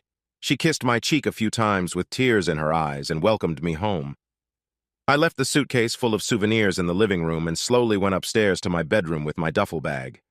I really wanted to take a shower, but I just didn't have the energy. I changed into my boxers and flopped onto the bed. I think I fell asleep almost immediately. I was suddenly woken up at 9 a.m. the next morning, Friday, July 7th, at the end of the first week of my 2-week break from work. Amelia and Eric jumped onto the bed, both showering me with hugs and kisses. "We missed you, Daddy," said Amelia, and Eric repeated it. "Where's Mommy?" they asked. "I'm sorry, kids. It looks like it's just you and me for a while. Mommy is still with the Belvederes on the Caribbean island of Montserrat. I missed you all too much to stay away any longer, so I came back as soon as I could. Mommy said she needed some time away, and she wasn't ready to come home yet. I'm not sure when you'll see or talk to her again. I'm sure the Belvederes are taking good care of her while I'm gone." "I'm sorry, Steve," Jenna said. "I tried to keep them busy. The best I could do was hold them off until 9 a.m. They were so excited to see you." I laughed at her situation. "It's okay, Jenna. I actually welcome it. You 3 are the reason I came back early from my break. I couldn't stay away any longer. But just so you know, Daddy needs a shower. I might have to ask you to change the sheets after I'm done. There's a suitcase downstairs with some souvenirs for all 3 of you. Even you, Jenna. Your names are on bags inside, so help yourselves while I shower." Jenna looked back at me. I'll open mine later if it's all right, Steve. I'm going to change your sheets while you shower and then I'll make us a hot breakfast. Come downstairs when you're finished and we'll be ready for you. Don't worry, I won't let them start without you, she teased. It felt wonderful to be back home with these three special people. My nose led me downstairs where I was greeted with big smiles. We love the gifts, Daddy, they both said. We enjoyed a fantastic home-cooked breakfast that was the best I could ask for. When do you plan to go back to work, Steve? Jenna asked. Well, I was planning to take 2 weeks off, so I'll be home this week and next week before I return. 2 weeks? Kirsty told me that she and my wife might be away for a whole month. We were asked not to mention it to you because it was meant to be a surprise. I know she might be gone that long, but I'd rather be here with you all, I replied. Jenna looked confused, but dropped the topic in front of the kids.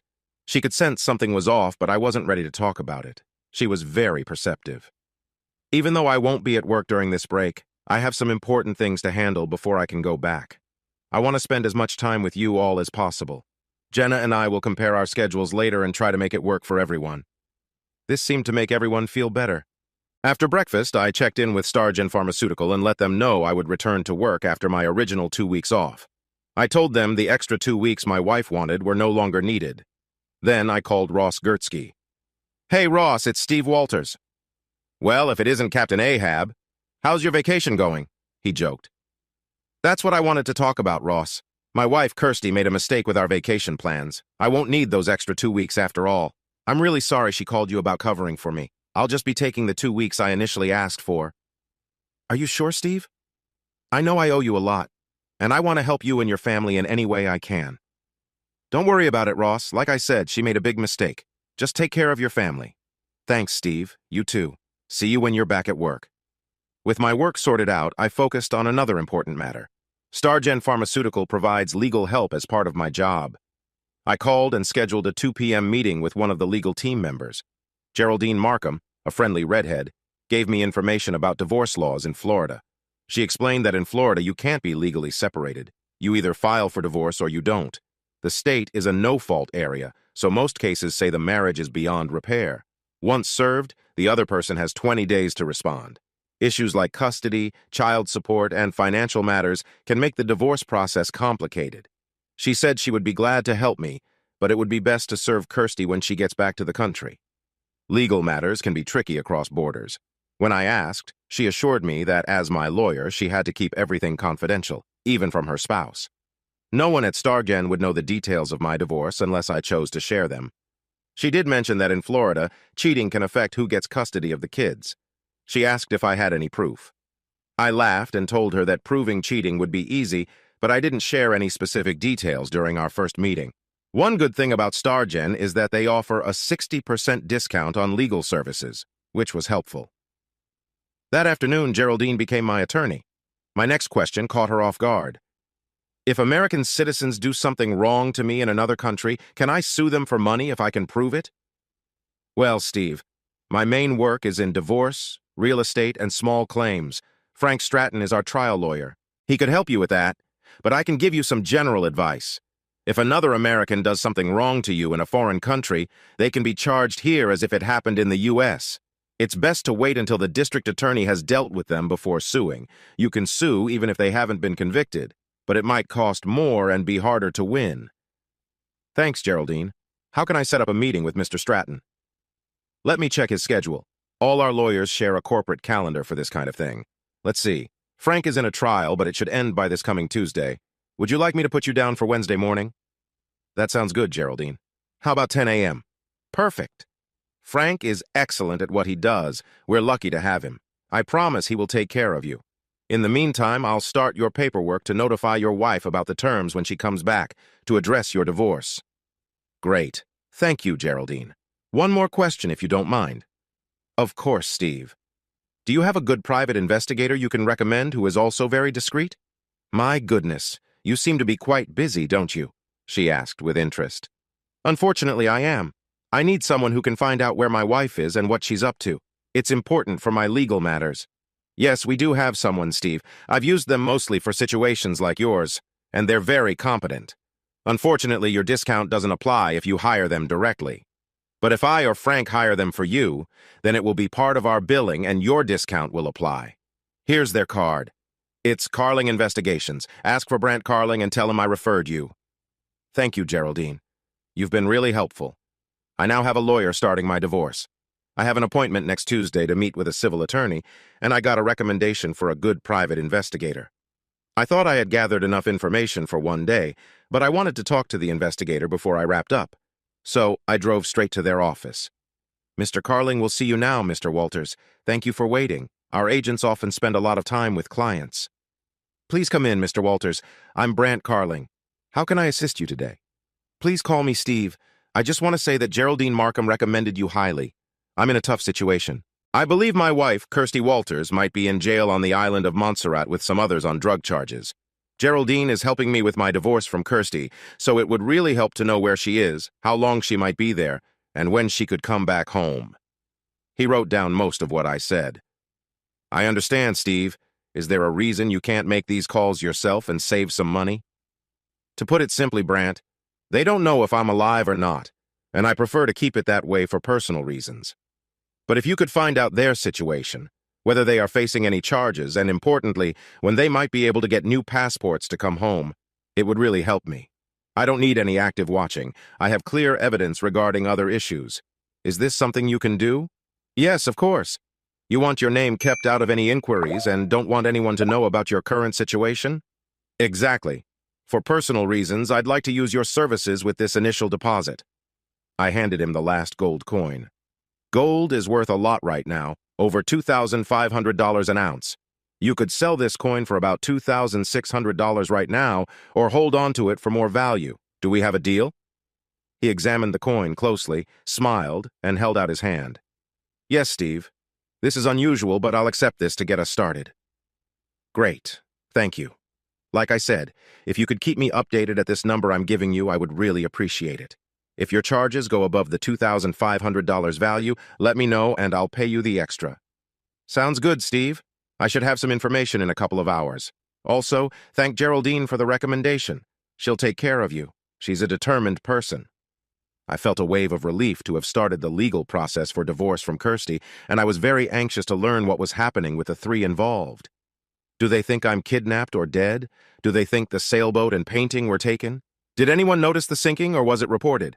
Were they being held on drug charges? Had they arranged for new passports and a way back home? All these questions swirled in my mind. I got home by dinner time that Friday evening. Jenna had made a big meal of all my favorite foods. She must believe that cooking is the way to make someone happy. Later, while Jenna cleaned up the kitchen, my new phone rang. Hello, Steve? This is he? Hi, this is Brant Carling. I have some news for you about your wife and the Belvederes, if you have a moment. Sure, go ahead. I contacted the local authorities in Montserrat, as you suggested. I told them I might be their legal representative, and they emailed me a copy of the police report. Great. What does it say? It mentions that an anonymous tip from a local person caught their attention. The Belvederes and your wife arrived at the dock in about 45 minutes. They were checked with a dog who found drugs in their belongings, just as it was said. The report states that your wife was very upset and kept saying she thought her husband might be dead. The police were confused until the Belvederes explained that their sailboat was missing and you were on it. They believed it had been stolen. Christopher asked the police to search for it, saying you might be an innocent victim. He said the boat was worth a lot and had important art inside. The police focused only on the drugs at that time. The three of them were taken in for questioning and charged with having illegal substances. Each person had a different type, maybe so no one would face multiple charges. They were booked and kept overnight. Because there were many cases, the magistrate wouldn't be available until today. It seems Kirsty was very upset. Is that all you have for now? Yes, sir. I'm afraid the results of their meeting with the magistrate today haven't been made public yet, so we don't know how long they may be held or what will happen next. It might be next week before we get more information. I'm happy with what you've found so far, Brant. At least I can relax a bit this weekend. Thank you very much. Let me know if you hear anything else. I will, Steve. I'll keep looking into this for you. Have a good weekend. I felt much better knowing that their troubles with the drugs were stopping them from dealing with the boat or searching for me. I took a deep breath and let it out slowly. It felt good to think that Kirsty might be sad about what happened to me. After all, she had put me through a lot of emotional pain. A smile crept onto my face. Since I hadn't spent much time with the kids that day, I decided we should go to the movies to watch a new kid-friendly film. We had a great time. I had a special girl on either side of me while Eric chose to sit with Jenna instead of his sister. Once we got home, we had the kids take their showers in separate bathrooms at the same time, and then we got them to bed at the usual Friday night hour. After I was sure Amelia and Eric were sound asleep, I found Jenna waiting to talk with me. "All right, Steve. I held back my questions like you asked, but I can tell something is wrong, and I think it has to do with Kirsty. I won't push you to say anything you don't want to share, but you know I care about you. I couldn't love you any more than I do. But since you're being vague, let me guess. Is there something going on with Mr. Belvedere? Is that why she stayed there instead of coming back with you?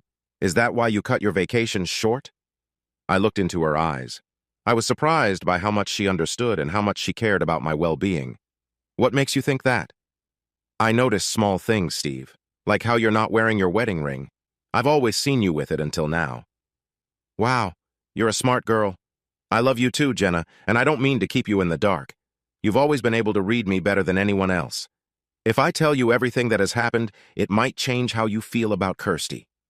Are you sure you want to hear it before hearing her side of the story?" "You're avoiding the topic, Steve. Let me say this from my heart.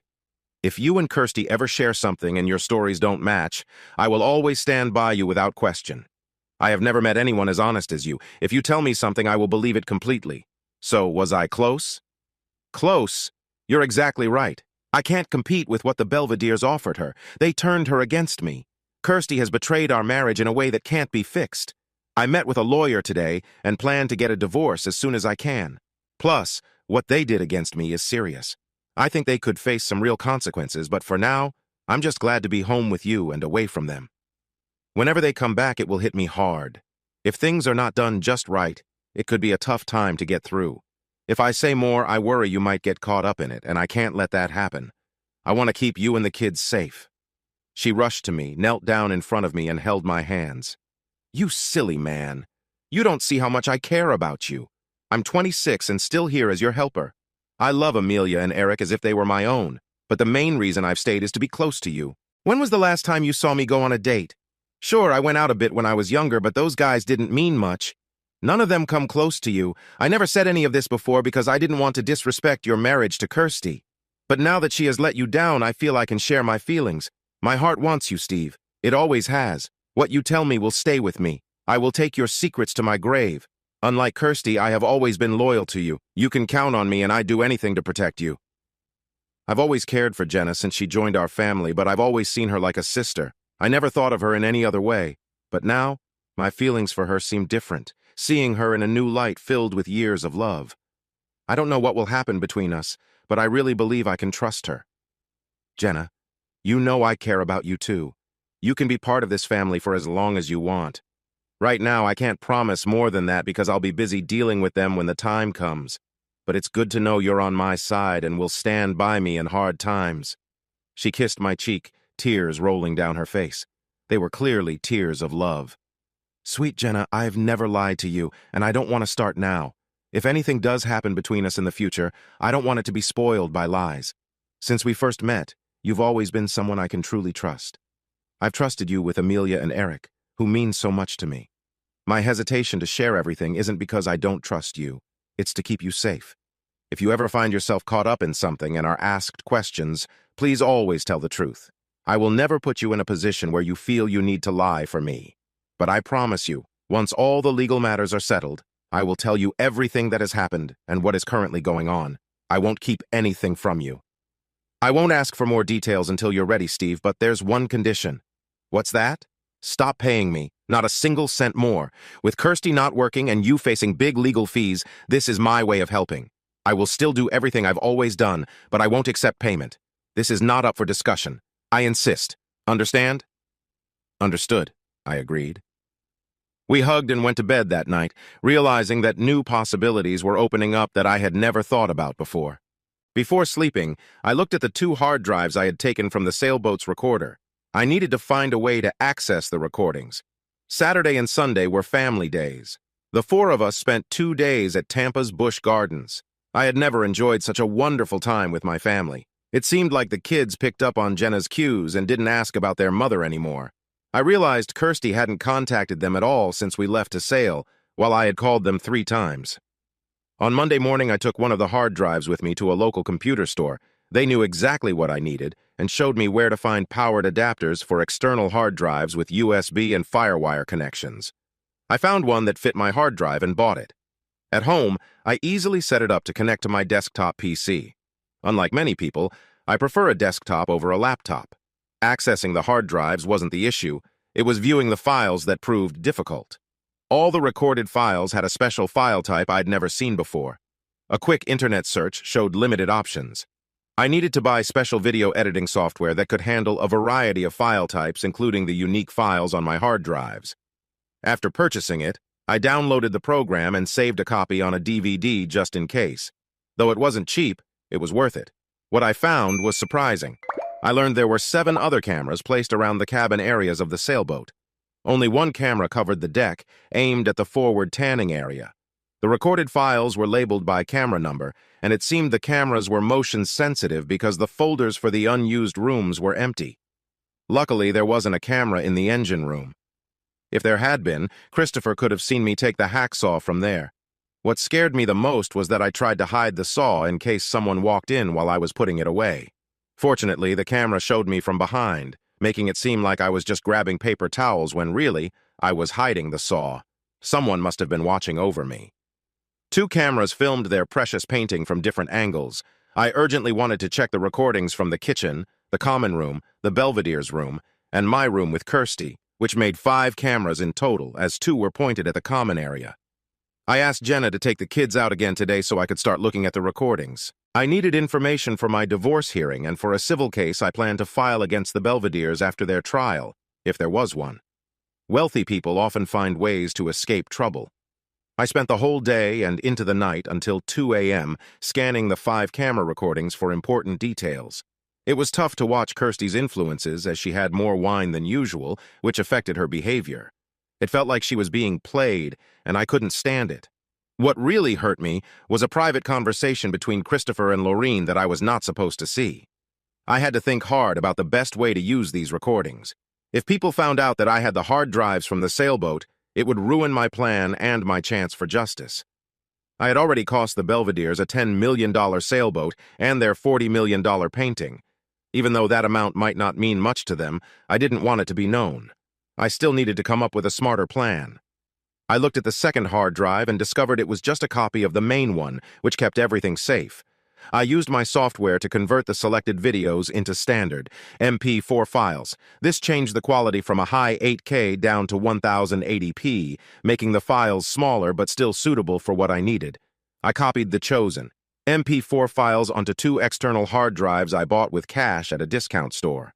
I also got a fingerprint safe for the hard drives. After checking the new copies, I drilled holes into the source drives and smashed them with a hammer, putting the pieces into a plastic bag, which I tossed into a nearby dumpster. At my first chance, I met with Geraldine, my divorce lawyer. "Thanks for seeing me on such short notice, Geraldine. I promise to keep it brief." "I have a busy day, Steve. What do you need?" "I have a small safe that opens only with my fingerprint. Inside is a hard drive with evidence of my wife's dishonesty. I hope I won't need it, but I want to keep it safe. It's the only copy I have. If my wife were to break in and take it, she might not want to cooperate with the divorce. I was wondering if you could help find a secure place for it." She reached out to take the safe. "Yes, there's a secure safe here that we use for important documents. I can keep it in my office. Just let me know if you need it back." "Great. Thank you. I hope it stays secure in the meantime." On my way home that evening, I sent out a package. Jenna was thinking hard about her life. She was deeply hurt to learn about Kirsty's betrayal. A divorce seemed unavoidable. There was nothing Kirsty could do to change that. It broke her heart to see the pain in Steve's eyes caused by Kirsty's actions. Steve would need all the love and support she could give, and she wanted him to know she wouldn't let him down like Kirsty had. She thought about how to help him as he faced his legal troubles. Jenna cooked his favorite meals every night and planned family movie nights, sitting close to him and cheering him on. She also improved her look, getting her hair styled and wearing simple makeup and nice clothes to feel more appealing to him. Jenna complimented him often and spoke to him gently to help rebuild his confidence after everything he had been through. These were the things she had decided to do for him, and she was committed to doing them all the time. Christopher, Lorene, and Kirsty were in serious trouble with the authorities in Montserrat. They had all been arrested for drug-related charges. Christopher was furious about the betrayal. He learned that a local resident had reported them to the police. The only local he could think of was the man he had trusted to sell him the drugs in the first place. It didn't add up, and he was even more puzzled about where Steve and the sailboat were. They looked through a large area where he was sure the boat had been left, but it was nowhere to be found. They had left Steve alone and tied up. Had pirates taken the boat and their important painting? Had they harmed Steve and discarded him in the ocean? Was he kidnapped for ransom, or had he managed to escape and sail away? Their passports were on the boat.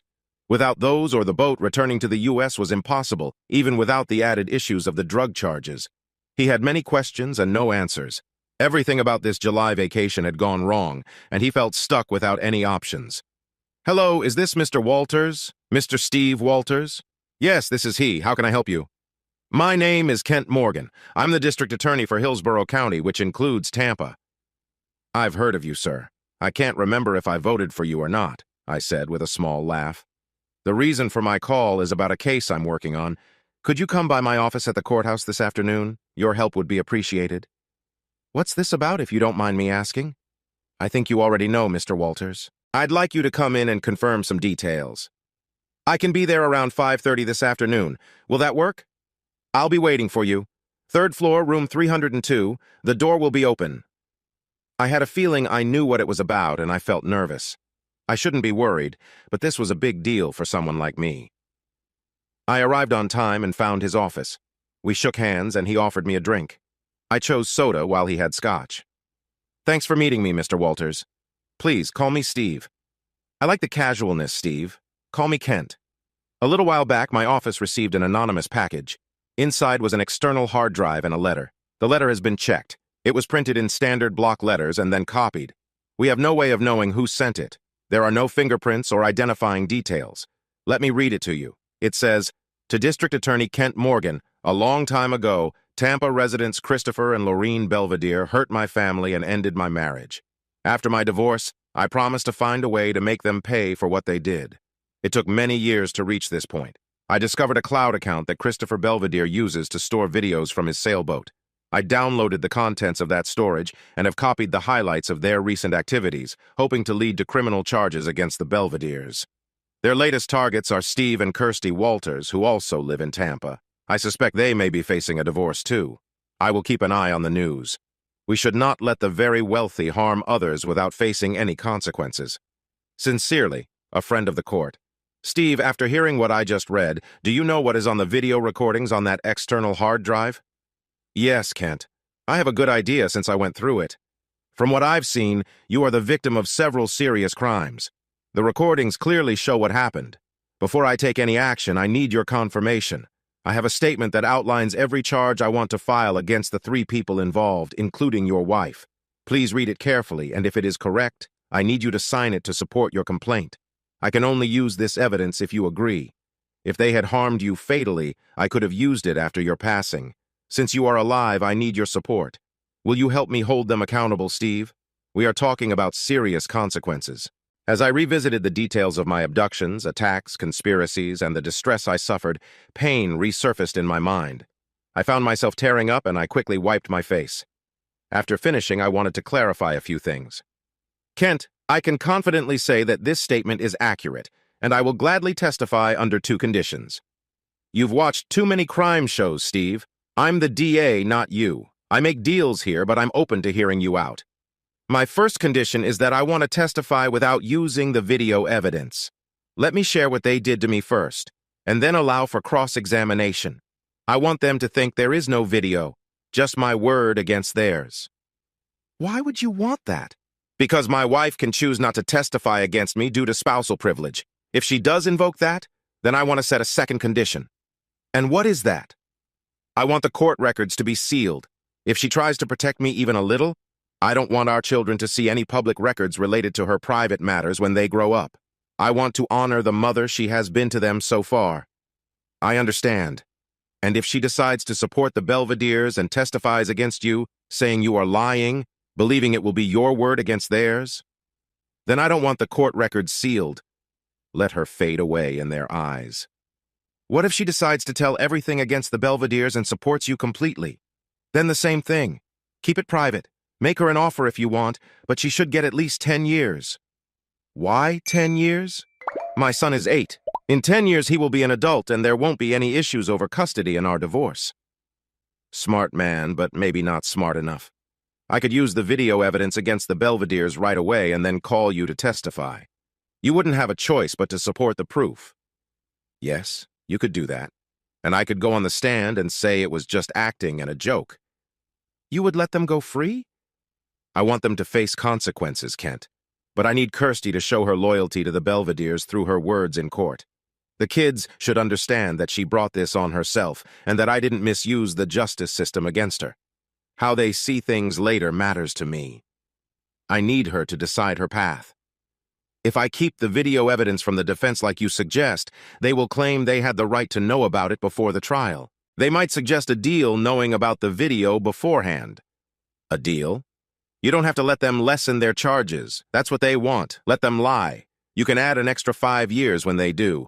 When they give false testimony, you can then show the video as proof against their lies, strengthening your case and adding to their sentences. It is different, but I think it can work like that. The judge will be upset with me for a while for this trick, but it is still legal. All right, Steve. I will agree to your 2 conditions, but you must promise to be a great witness when you testify. Consider them guilty, I said firmly. On Wednesday, after being held for trial by the judge the previous Monday, Christopher was finally allowed to make one phone call. They had taken all his personal things and provided him with an orange jumpsuit to wear while he was in custody. He had to remember a number. He was used to speed dialing from his now unreachable phone. The only number he could recall clearly was Ingrid's, his personal trainer. He told her his attorney's name and where to find him, briefly explained his situation, and urgently asked her to act quickly. The attorney flew in and arrived the very next day, getting to see the Belvederes. Christopher gave him full permission to do what was necessary to get all 3 of them released as soon as possible. Though he had to grease some wheels, the Montserrat penal system was slow. Hearings had to be scheduled, deals agreed upon, papers signed, and orders issued. 2 weeks after their arrest, they were allowed to leave due to a guilty plea for possession. They received a 5-year ban from the island, but their sentences were reduced to time served. During this waiting period, their attorney contacted the U.S. Embassy in nearby Barbados to request new passports. This process also took 2 weeks, and no amount of money could speed it up. While dealing with legal matters, Christopher hired a private investigator to look into the disappearance of Steve Walters, their sailboat, and a painting that was very valuable to them. The investigator brought his whole team to search for any clues. Christopher believed that Steve did not know how to sail to any destination and suspected that other people might have been involved in the situation.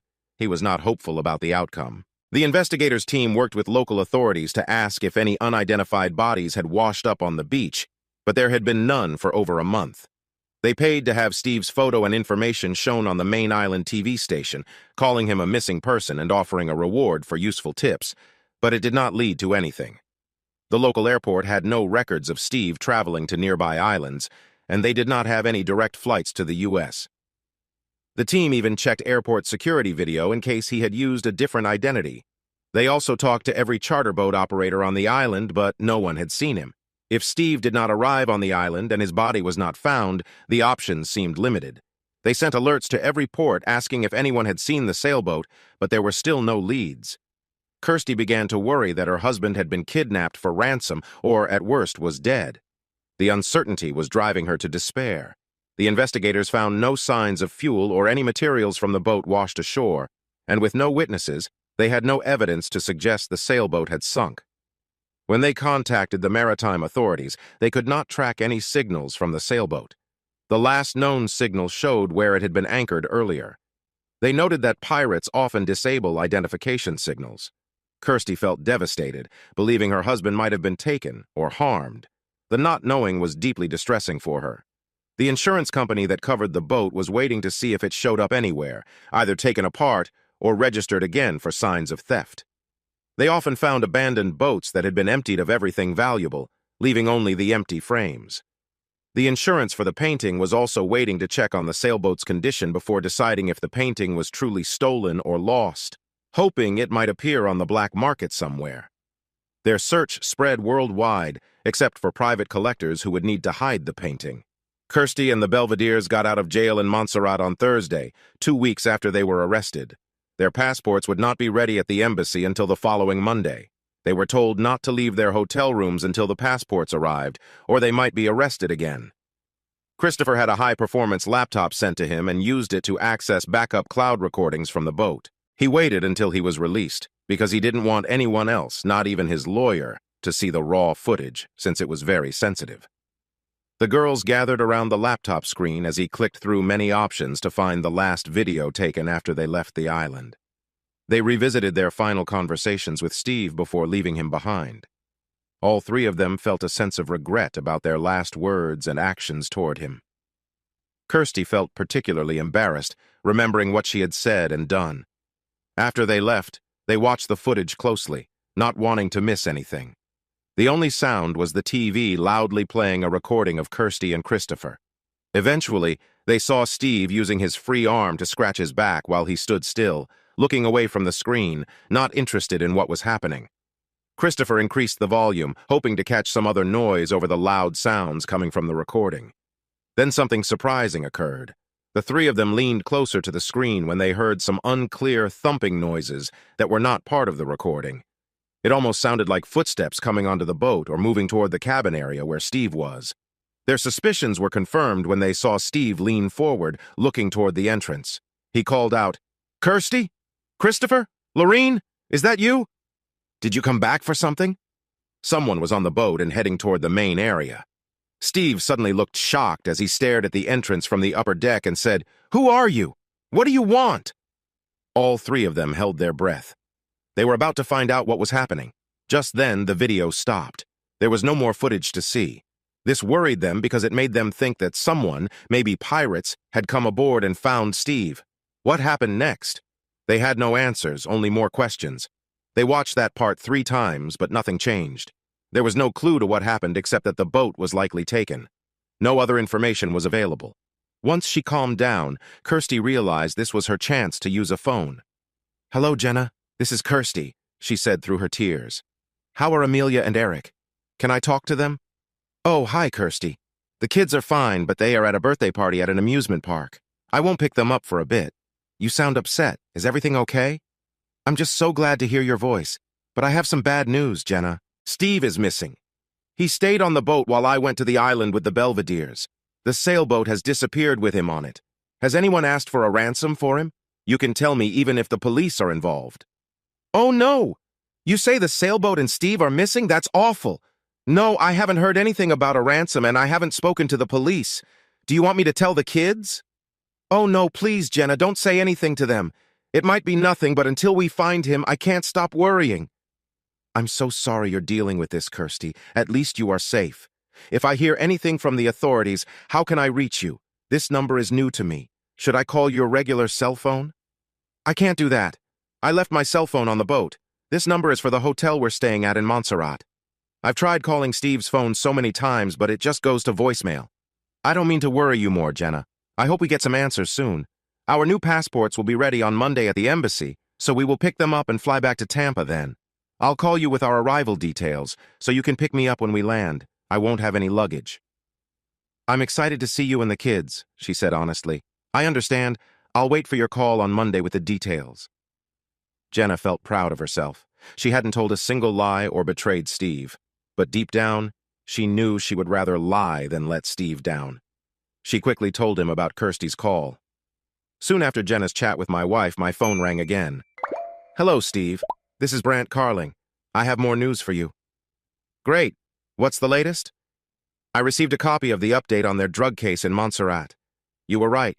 Mr. Belvedere used his influence to lessen their punishment. They all signed a plea agreement, admitting guilt to drug possession in exchange for just 2 weeks in prison and a 5-year ban from the island, pretty light punishment. Only very wealthy people can get away with this." "That's the information I needed, Brant. Can you send me a clear copy of that document? I need it today." "You can take my original, Steve.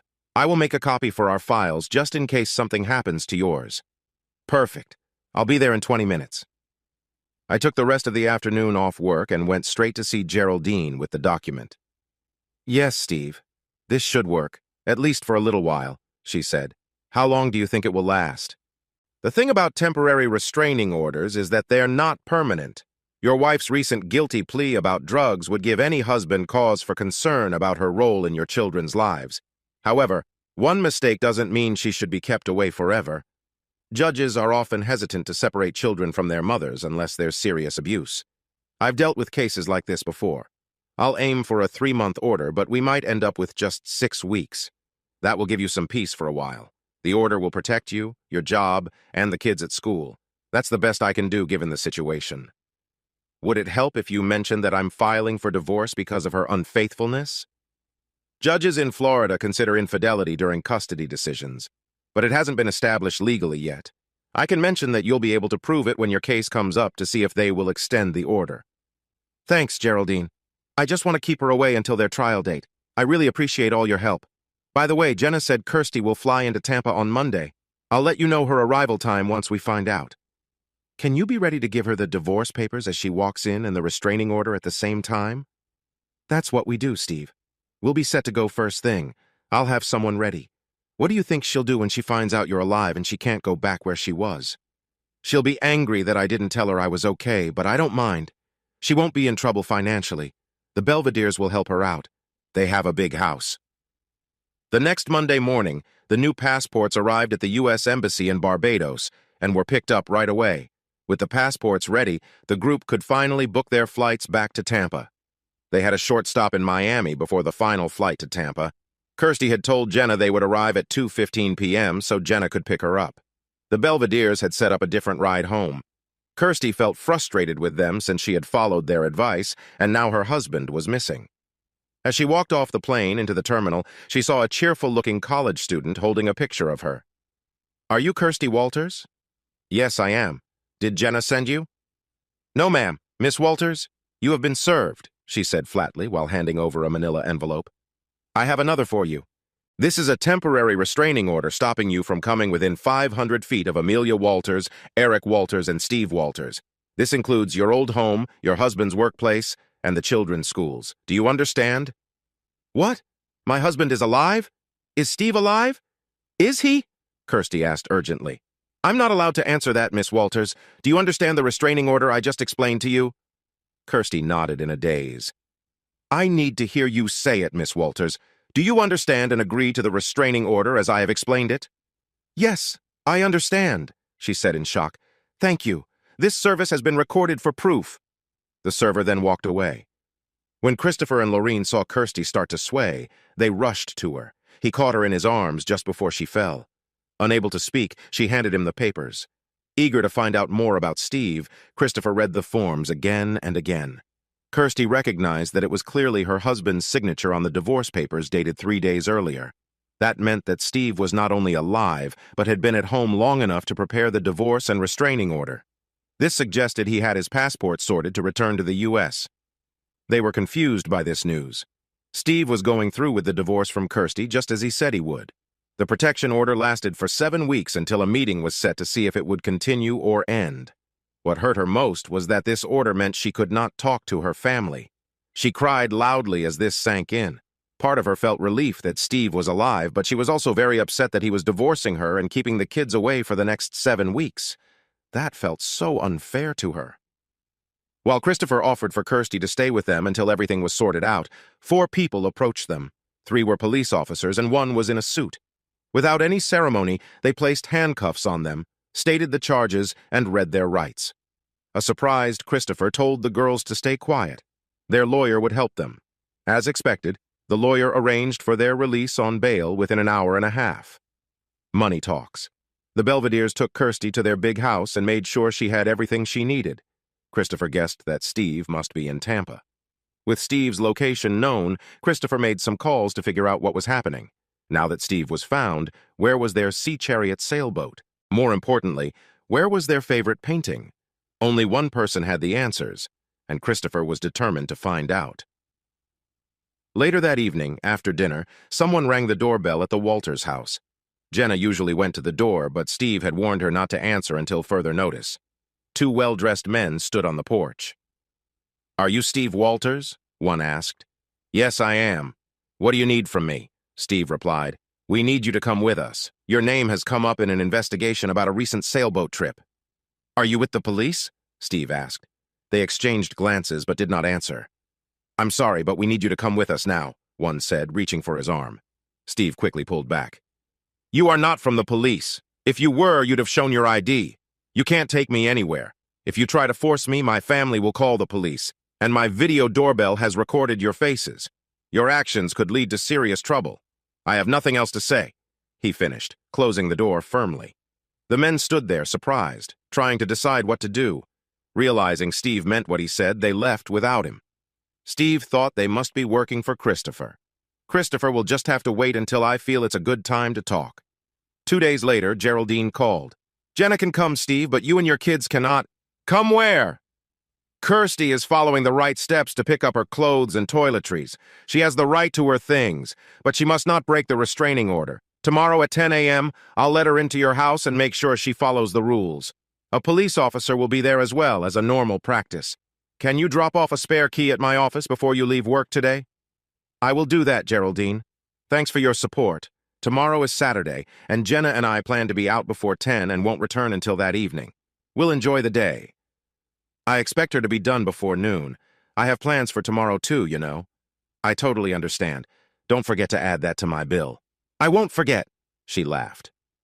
Geraldine called me at 1 p.m. the next day while the four of us were out enjoying a game of golf. She finally left. It took longer than I expected. She was upset the whole time. I kept her away from the kids' rooms, or she would have been in there all day. I can see how hard that would be for her, being near her family but not able to connect. She asked me many times how you got off the boat and back to the U.S. and if I knew where that boat was. I told her I'm your divorce attorney and only represent you regarding that. That sounds like the Belvedere's influence. I think they put her up to those questions, even if she's just curious. You're likely right. Speaking of the Belvederes, they brought her to your home and insisted on helping her pack. I had to ask the police officer to keep them outside until Kirsty finished. They seemed eager to get inside, as if they were looking for something in particular. Geraldine, I can honestly say that whatever they wanted is not in my home. Thank you for keeping my house safe. Of course, Steve. It's part of my personal service, she chuckled. I stayed close to her. She only took what I believed was hers. That's fine with me. I don't need her things reminding me of her. I say good riddance. The following Tuesday morning at 9 a.m., I got a call at work from a very upset Jenna. Steve, I'm scared and don't know what to do, she cried. What's happening, Jenna? Are you and the kids safe?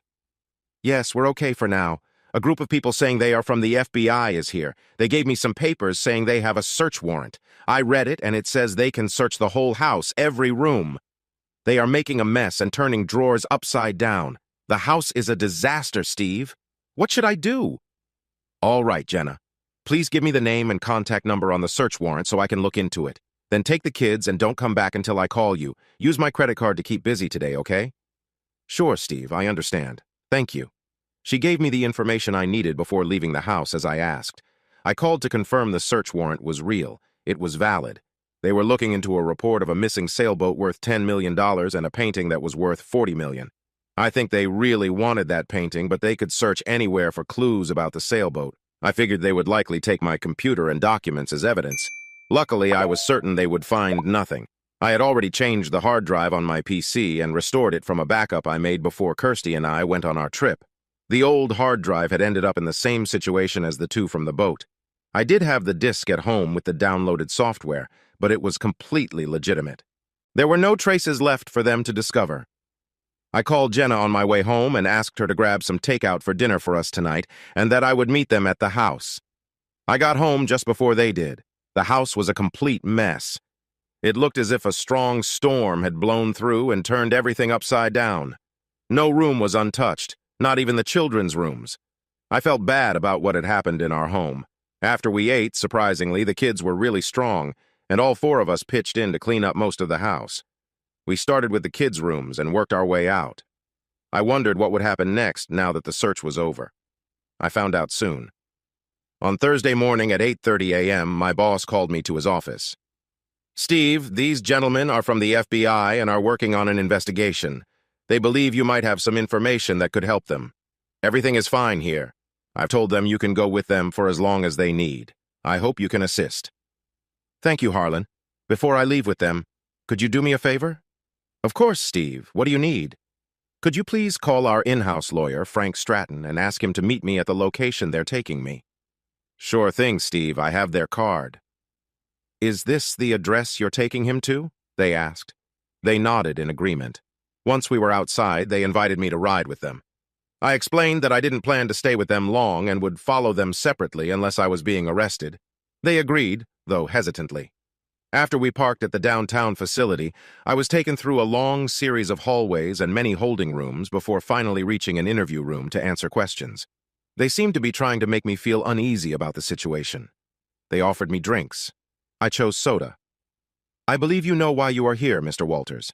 I am Agent Gregson, and this is Agent Carruthers. I have no idea, gentlemen. Could you explain? Sure. We have been informed that you and your wife recently visited Christopher and Laureen Belvedere on their sailboat in the Caribbean. Is that correct? Yes, that is correct. Was your wife with the Belvederes at the pier on Montserrat on the night of July 6th while you stayed on the sailboat? Yes, that is also true. At that moment, Frank Stratton came into the room. He handed both agents his card and spoke to them. Good morning. I am Frank Stratton, Mr. Walters' lawyer. Is my client under arrest? Agent Gregson replied, Not right now, Mr. Stratton, but that might change. We're looking into the theft of a $10 million sailboat and a $40 million painting. We believe your client may be the only important witness who can help us understand what happened. I understand you have a job to do, but I have mine as well. Unless my client is under arrest, he won't answer any more questions without an appointment through my office. Provide us with clear evidence that he has been involved in a crime or we will leave. What will it be? Agent Gregson sighed and showed his frustration. Mr. Walters, you're free to go. Thank you for coming. Thank you. Can I ask one more thing before I leave? Sure, Gregson said. My home was left a mess yesterday because of your search. There is no evidence you could use against me. I would like my computer and personal papers returned as soon as possible. Gregson nodded without saying anything. I felt relieved to have an attorney with me. Frank walked me to my car. Don't worry, Steve. They are just trying to find something. You have done nothing wrong, and it's not your job to help them. They now know that they can't talk to you when I'm not around because I am your attorney. You can go back to work or do whatever you want. I shook his hand firmly and said, Thanks, Frank, for everything. It was clear that Christopher had complained to the FBI about me regarding his missing boat and painting, and he wanted answers. I found some humor in the trouble and loss he was feeling after leaving me alone on the boat. I'll give him credit. He is bold. He probably thinks that being aggressive is the best way to defend himself. I'm sure he told the agents some exaggerated stories about what I might say during an interview. I'm glad I didn't tell them anything they didn't already know. I got back to work and had a very productive day thanks to my improved mood. The next day brought an unexpected surprise. Mr. Walters, this is Ben from the lobby. You have a visitor. Can you come down now or should I ask them to wait? I'll be right down, Ben. Thanks. I didn't expect anyone today, but it could just be a sales call. When I reached the lobby, I almost turned around and left, but I didn't want to put Ben in a tough spot. I gathered my courage and approached her. Hello, Mrs. Belvedere. What brings you here? Please, Steve. Is there somewhere private we can talk for a minute? It won't take long, I promise. Sure, there's a meeting room over there. Let me see if it's available. It was. All right, Mrs. Belvedere. Again, why are you here? Don't be so formal with me, Steve. What happened to Laureen? Just speak plainly. Some of us have to work, Mrs. Belvedere. Please say what you came to say or leave. I'm sorry you feel that way. Honestly, I don't blame you. You have no idea how good it is to finally see you well. I know you might not believe this, but it's true. As for why I'm here, I'll get straight to the point. Kirsty can't talk to you or your kids right now because of the restraining order, and we didn't think you'd want to see Christopher after that day on the sailboat. We tried to get information about what happened to you, the boat, and our painting from the FBI, but they said you got a lawyer. They have enough to get a search warrant, but are hesitant to charge you with anything serious without more evidence. They can't talk to you without your lawyer, but I can. Look, Steve, I'm being honest, and I'll show you I mean it right here if you need proof. Here's my phone. I've turned it off. It's just you and me. Nobody wants to see you in trouble over that day. We just need to find our boat and painting. Can you tell me something, Steve? How did you get home after we left you that day? I looked into her eyes. It felt strange to see her fully dressed after she had been carefree for days. I wanted to express my frustration about everything, but I chose to stay quiet. Instead, I opened the door, turned away, and left the room. I asked Ben to see the woman out. I wasn't interested in their questions. It felt good to take control. 2 more weeks passed without any problems. Jenna and I were creating a comfortable home for Amelia and Eric. She always seemed to know when I needed something, appearing beside me with it instantly. Did she have some special insight? I sometimes wondered. But it was nice that we were so in tune. It was August, and the children were back in school.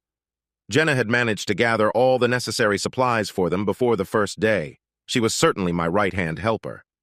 Jenna went above and beyond to support me and the kids during these tough times, asking for nothing in return. I felt a bit guilty, like I was taking advantage of her kindness. I had a feeling I knew what she wanted from me. Should I take a chance and explore that? I decided to reach out to her that morning from my office. Hi, Jenna. It's me. I was wondering if you'd like to have dinner with me tonight at a new place I've been wanting to try, the Golden Griddle. That sounds great, Steve. What time should the kids and I be ready? Kids? Well, I was thinking we could go out just the 2 of us. Would you be okay with that? We'll need to find someone to watch them. You mean like a real date? Just us? She sounded excited. Yes, I laughed. That's what I was hoping for if you know someone who can look after the kids. Absolutely. I have lots of younger siblings, so finding a sitter for tonight won't be a problem. What time? I'll pick you up right after work and we can go straight to the restaurant. The Golden Griddle? That's right between your work and home, right? Yes, that's the one. Why not meet there instead? It saves you a trip home and gives us more time together. I like that idea. I'll leave work right after 5. How about we meet there around 5:20? Is that possible? It's 5:20. I can't wait any longer. I need to get ready. Don't worry about Amelia and Eric. I promise they will be safe. I trust you completely, Jenna. I'll see you there. Jenna wasn't the only one feeling anxious. I was a little nervous about taking this next step, too. I was showing her that there might be more to our relationship than what it has been. After work, I drove to the restaurant and parked. Luckily, I had made a reservation. The lot was almost full. I locked my car and buttoned my jacket. I wanted this to go well. As I walked toward the restaurant, I saw Jenna running toward me, calling my name loudly. I had never seen her so excited since we met. Before I could feel embarrassed about her enthusiasm, she reached me and hugged me tightly. Suddenly, a man appeared out of nowhere, brandishing a large knife. Before I could think, he thrust the knife toward Jenna. She gasped and then went quiet. In that moment, I realized he had attacked her. I knew I had to protect her. I quickly wrapped my arm around his neck from behind and pulled with all my strength. I grabbed my wrist with my other hand to tighten my grip. My only thought was to stop him. It seemed to work. Within seconds, his body went limp. I slowly brought him down to the ground, keeping my hold firm until I was sure he was no longer a threat. I didn't know who he was or why he wanted to hurt Jenna. I leaned over her as she knelt in shock and yelled for someone to call for help right away. The knife was stuck deep. I didn't know how to remove it safely. Medical help was not my area of expertise. I was surprised at how quickly I heard sirens. Both the police and an ambulance arrived at the same time. I told the police what had happened, that the unconscious man had stabbed Jenna, and I had no idea who he was or why he did it. The paramedics carefully placed Jenna on a stretcher, leaving the knife in place for the doctors to handle at the hospital. The police wanted to ask me questions. I told them they could arrest me later for leaving, but that this girl was like family to me. I needed to go with her to the hospital to make sure she got the best care. They understood the situation and said they would follow up with me there. Several other people who saw what happened were willing to give their statements too. The ambulance took us to Tampa General Hospital, which was the closest one. I held Jenna's hand and reassured her that everything would be okay. With my other hand, I called Gloria Sanchez, Jenna's mother. She was very upset and said she would rush over. It seemed like she was driving as fast as she could because she was waiting for us at the ambulance entrance. She kissed Jenna gently and promised that everything would be done to help her. Thanks to her background, she quickly went inside with Jenna and the medical team who had been alerted while we were on our way. I stayed behind to answer the ER nurse's questions about medical and insurance details. In under 15 minutes, 2 police officers found me in the lobby to ask about what happened in the parking lot. I did my best to answer all their questions. When they asked if I had any idea why someone would attack us, I thought of one name, Christopher Belvedere. They said they would look into it and let me know if they found anything. About 45 minutes later, Gloria found me in the lobby to give me an update. They had put a small tube in to let air escape and had stitched Jenna's wound. "She's stable now," Gloria said. "They gave her some medicine to help with her anxiety and shock. The knife came out fairly easily. It had gone into her back and affected some muscles, causing a small wound in one lung. They are going to admit her for the night to keep an eye on her. She'll have a special device on her legs to help with blood flow and prevent clots. They're also watching her temperature and looking for any signs of infection. It's likely that the person who hurt her didn't clean his knife." "Thank you, Gloria, for letting me know. When can I see her?" "They should have her in a private room within the hour. You know how things go in a hospital. It takes time." "Is she alert? Has she said anything about what happened?" "Steve, do you want to know what her first words were when she woke up?" "Yes, of course. Her only concern was for you. She wanted to make sure you were safe and not hurt. She told me that going out with you tonight was the happiest moment of her life. She got to the restaurant well before you and was looking out for you. She said she noticed a strange man coming up behind you with something sharp hidden by his leg. He was coming right for you and was about to strike without you knowing. Her instincts took over and she ran towards you, calling your name. She moved in front of you to shield you from the threat. She wanted to keep you safe no matter what it took." I was stunned. "But why? Why would she do that, Gloria? Steve, are you really that clueless? Don't you see? I've known for years. That girl cares for you deeply. That's why I stopped trying to set her up with other people. No one ever measured up to you in her eyes. Even if she couldn't have you, she wanted to be close to you. Being away from you would break her heart. I don't know what's happening between you and Kirsty. I've asked, but she won't share anything. Yet lately, she has seemed happier than ever. She's been glowing like someone on cloud 9. Tears filled my eyes as I understood how genuine Jenna's love was. There is no greater love than to protect one's friends. I quietly hoped to be worthy of such love someday. The walls I had built to see her as just a little sister disappeared. My feelings for her poured out from my heart. Gloria noticed the change in my eyes and smiled, gently patting my hand. She stayed with me until we heard that Jenna had been moved to her room. We hurried to her side. When Jenna saw me, we both cried happy tears, she for my safety and I for my newfound feelings. I held her hand tightly, not wanting to let go. When visiting hours were up, I didn't want to leave her alone. "I can't leave her here by herself, Gloria, but I need to care for Amelia and Eric, too." "Leave? That's silly, Steve. The only way you could go would be to take her arm with you. My daughter Francesca is with them and will stay overnight. Over the years, you've shown such kindness by inviting me and my kids to every cookout. It's the only time they enjoyed steaks. Don't worry about Amelia and Eric. I have 5 other children who think the world of you and would do anything to return the kindness you've given them. Between me and my children, your kids will be well cared for until you and Jenna come home safely. Even after Jenna returns home, we'll continue to help until she can take care of everything again. I'm leaving now, but I'll check on your children and Francesca to see if they need anything. Just stay here as long as you want and look after my daughter. I feel something special is happening and I don't want to interrupt it." Gloria gave Jenna a gentle kiss on the forehead and me a quick peck on the cheek before leaving. Just before falling asleep, holding my hand tightly, Jenna joked, "You still owe me that date. I'm counting on it." I wanted to hug her, but I knew it would be hard for her, so I just squeezed her hand to confirm. Gloria genuinely meant what she said.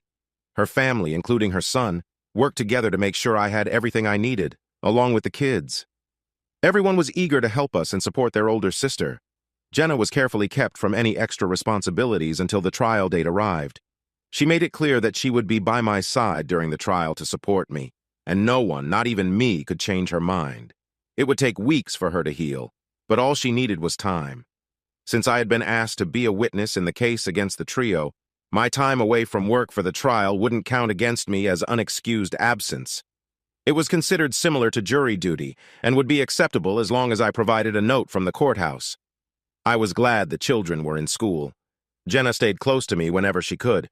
Her presence was very reassuring and she stuck by my side. I didn't need my attorney Frank Stratton with me because I was just a witness, not involved as a plaintiff or a defendant. The district attorney advised me to arrive right before it was my turn to speak to avoid any unwanted encounters in the hallway. I was taken to a side room, and one of his assistants showed me to my seat right behind the prosecutor's table.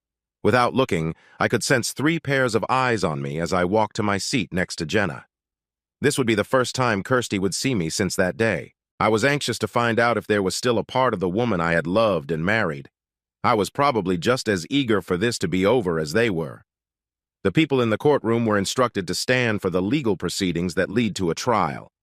The DA and the defense attorney presented their opening statements, each saying the opposite of the other.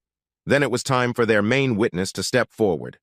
I was sworn in and ready to answer questions. "Walters, can I call you Steve?" "Yes, I'd like that," I replied to the district attorney's request. The DA spent the next 2.5 hours asking me questions about everything that happened during the sailing trip. He covered a lot of ground. We went over the tough situations I had faced, including being forced into difficult positions and handled roughly. I even showed the jurors the marks on my wrist. Some details were left out, but the DA was focused on proving the charges. I spoke truthfully throughout. After a break for lunch, it was time for the defense to question me. The lawyer was a large man with thin glasses.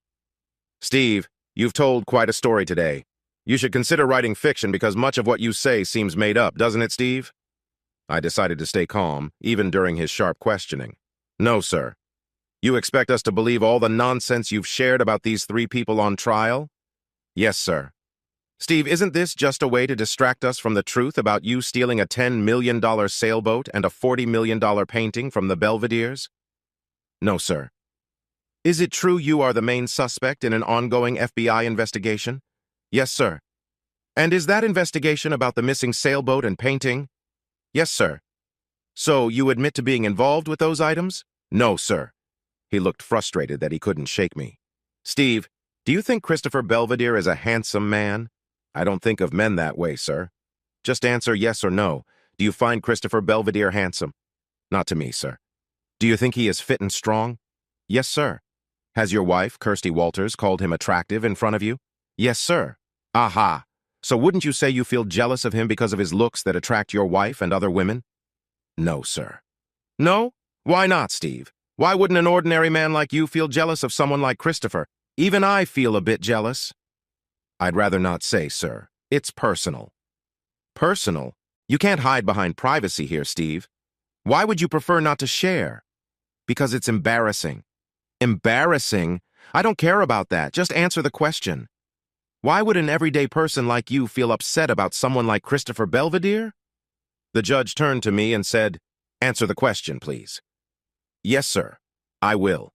I did not want to share this in front of everyone to avoid embarrassment, but since I have to, there's a good reason I don't feel upset about him. In fact, I feel pity for him. He cannot have children anymore. I have 2 kids who mean everything to me. I wouldn't change places with him for anything. No, sir. I'm not upset about Christopher Belvedere. The jurors gasped and laughed a little. The judge hit his gavel to calm everyone down. I figured he was trying to make me look jealous of Christopher to explain why I might take the boat and painting. He didn't succeed. The district attorney gave me a wide smile. The defense lawyer continued asking questions. "Would you say Laureen Belvedere is a pretty woman?" "Yes, sir." "Weren't you upset when she turned down your attempts to get close to her because she was loyal to her husband?" "I can't answer that question." "Oh, here we go again. Let me guess. You can't answer because it makes you uncomfortable?" "No, sir." "Then please tell the court why you can't answer. This seems to be a habit of yours, not answering questions because you find them awkward." "I can't answer that question because it's a tricky question." "In what way, Steve?" "Your question suggests that I tried to charm Mrs. Belvedere. That never happened." "That's hard to believe. Steve, you're about to learn about the truth. Others in this courtroom will challenge what you said. But first, at the risk of making you uncomfortable, I hope to get at least one honest answer from you today." "Objection, Your Honor," the district attorney said quickly. "Objection upheld. The defense should avoid putting down the witness." "Yes, Your Honor. Now, Steve, when you stayed behind while your wife and the Belvederes visited the island of Montserrat on July 6th, please tell the court what happened afterward. How did you manage the boat and painting and get back home to the U.S.? I had been ready for this question. Everyone wanted to hear my answer. Christopher, Laureen, and Kirsty leaned in, eager not to miss a word. "Your Honor, this isn't a straightforward yes or no question. I need to explain fully. May I have the court's permission to speak without interruption? It might take a few minutes." The defense lawyer looked at Christopher, who nodded eagerly. Then he nodded to the judge. "Very well. Go ahead, son. Speak your mind, but please don't go on too long. You will not be interrupted until you finish." Is everyone in agreement? The defense lawyer nodded again. I knew that everything I was about to say was not true, but I was the only witness, and I needed to see justice served. Thank you, Your Honor.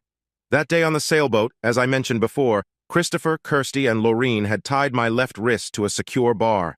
They left me alone as they went to get something illegal to weaken my will. About 10 minutes after they left, I heard footsteps coming towards me. I called out, hoping it was them returning, but soon found out it was not. 3 men came into the cabin with me, and 2 of them were holding a device. I guessed it was something to block communications. All 3 wore black ski masks and dark clothing. I never saw their faces or any marks that would help me identify them later. They spoke a language I didn't understand and did not say a word in English. I continued. After quickly checking the boat to see I was alone, they relaxed and laughed at my situation. It must have been unusual for them to find me in such a state. At that moment, I felt a fear I had never known before. I thought my life was over, and I felt anger towards those who had left me in this situation. The men then began to carry out their tasks. I heard one on deck raising the anchor while another worked with a laptop, possibly tampering with the boat's systems. Before long, the boat was moving quickly to an unknown place. Even though I was still tied up, I stayed silent, not wanting to draw attention to myself. After taking a deep breath, I continued. Once we were moving, I saw them writing something down, likely taking stock of the boat's features. I knew it was a valuable vessel. About half an hour later, 2 of them approached me and began asking questions I could not understand. I responded with one word, American. One of them took out a satellite phone and made a call. He spoke with someone for nearly 5 minutes before pointing the phone at me. The person on the phone spoke broken English, but I understood him. He asked for my name and where I was from. I answered. After that, he engaged the other 2 men in a heated discussion. Then he asked why I was tied up and left alone on the boat. I explained that my wife was unfaithful with the captain of the boat, and they were trying to embarrass me while a video of their actions played on the TV. They had come to the island for drugs to use against me. He paused and asked if I knew where the valuables were on the boat. He suggested that if I told them the truth, they would let me live. If I didn't, I would be in serious trouble. The courtroom was silent as I continued. Can you imagine how vulnerable I felt? Scared and stripped of my dignity, facing a threat to my life while my wife and the captain betrayed me? In that moment, I thought about giving up as a way to escape my pain. When I said this, Kirsty started crying.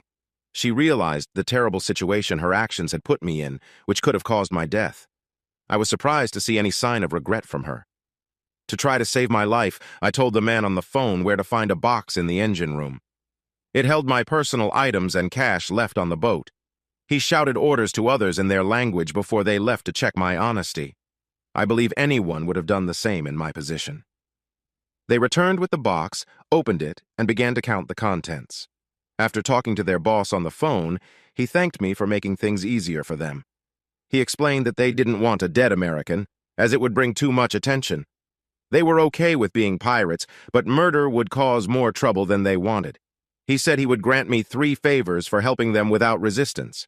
They thought they hit the jackpot. The cash and coins meant little to them compared to the boat's worth.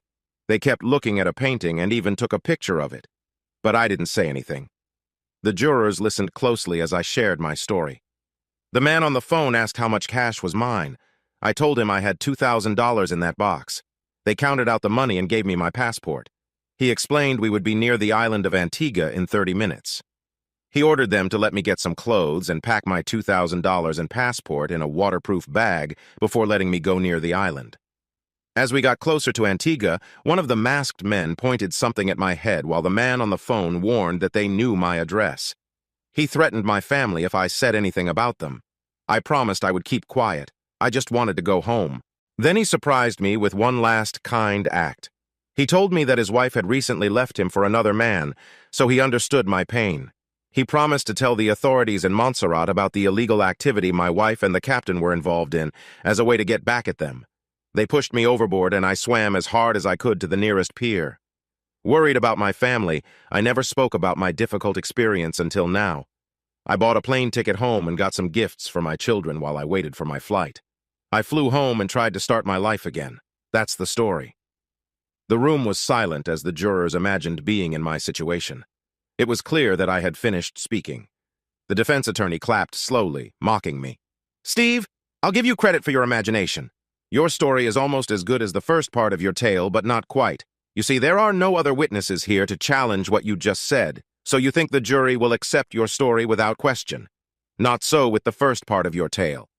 Honest witnesses are about to show the truth and reveal who you really are. I'm done with my questions.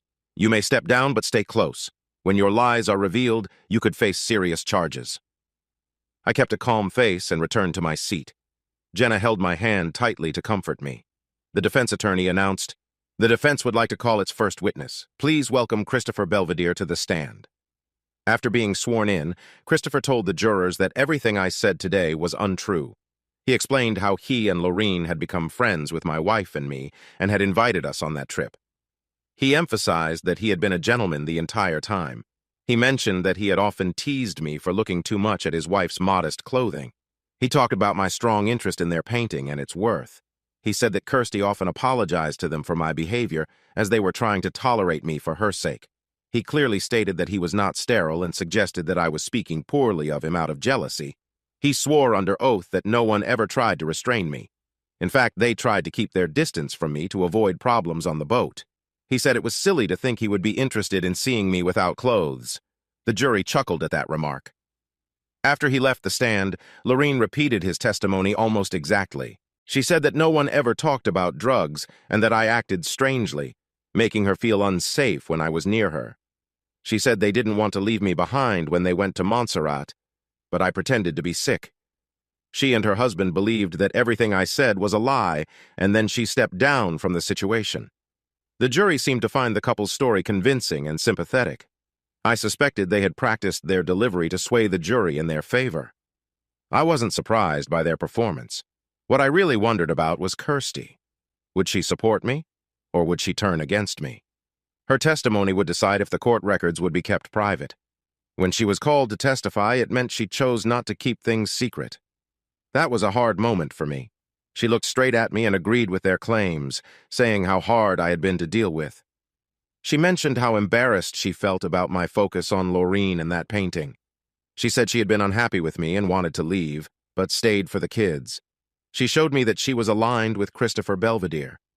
After her performance on the stand, the defense wrapped up.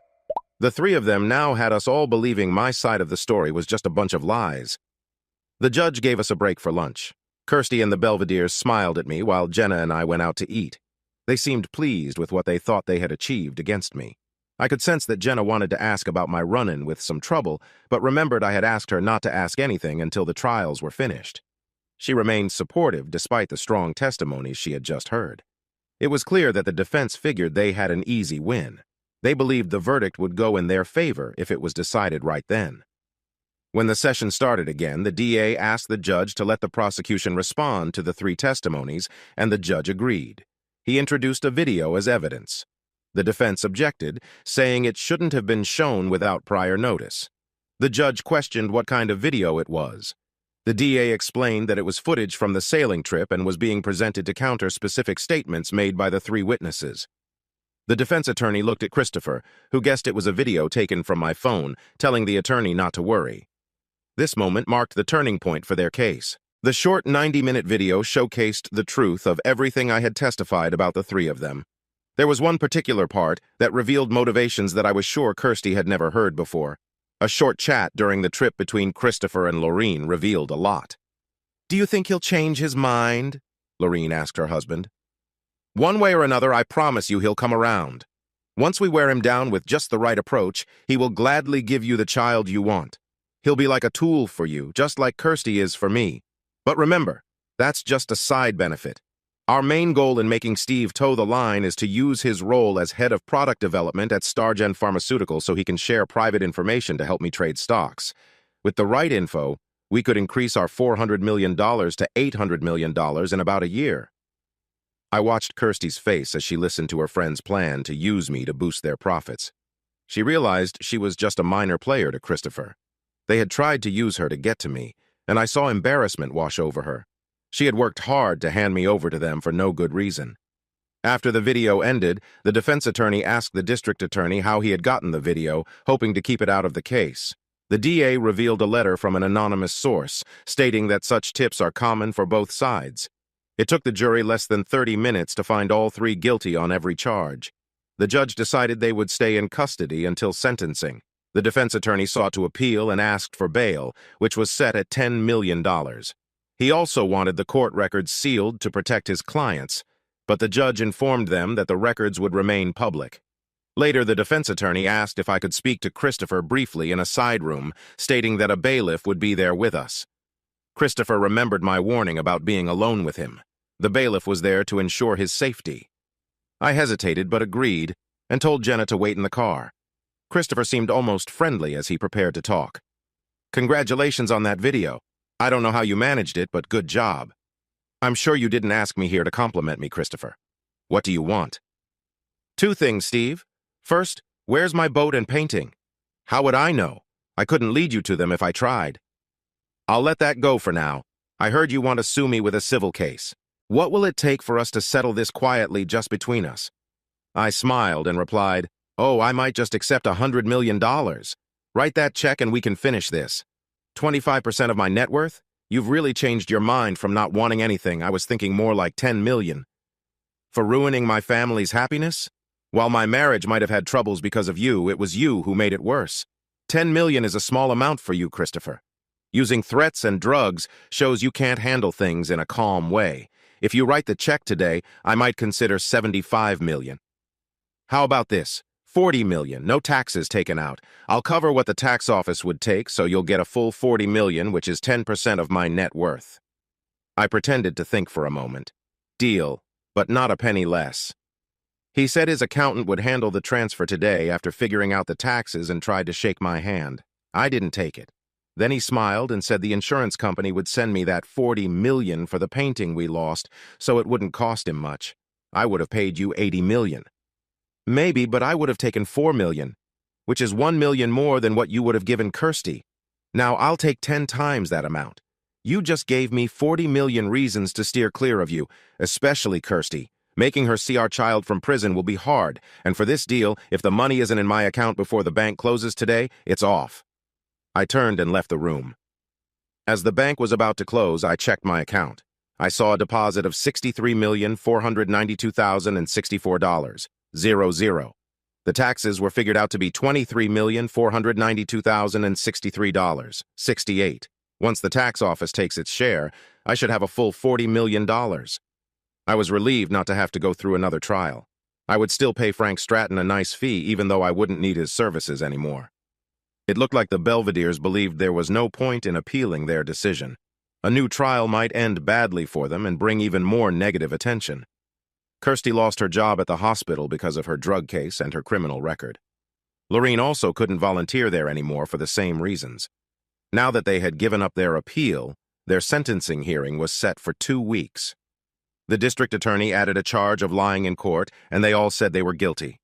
Since I was the only victim, I was the only one allowed to speak in court about whether they should be treated kindly or harshly.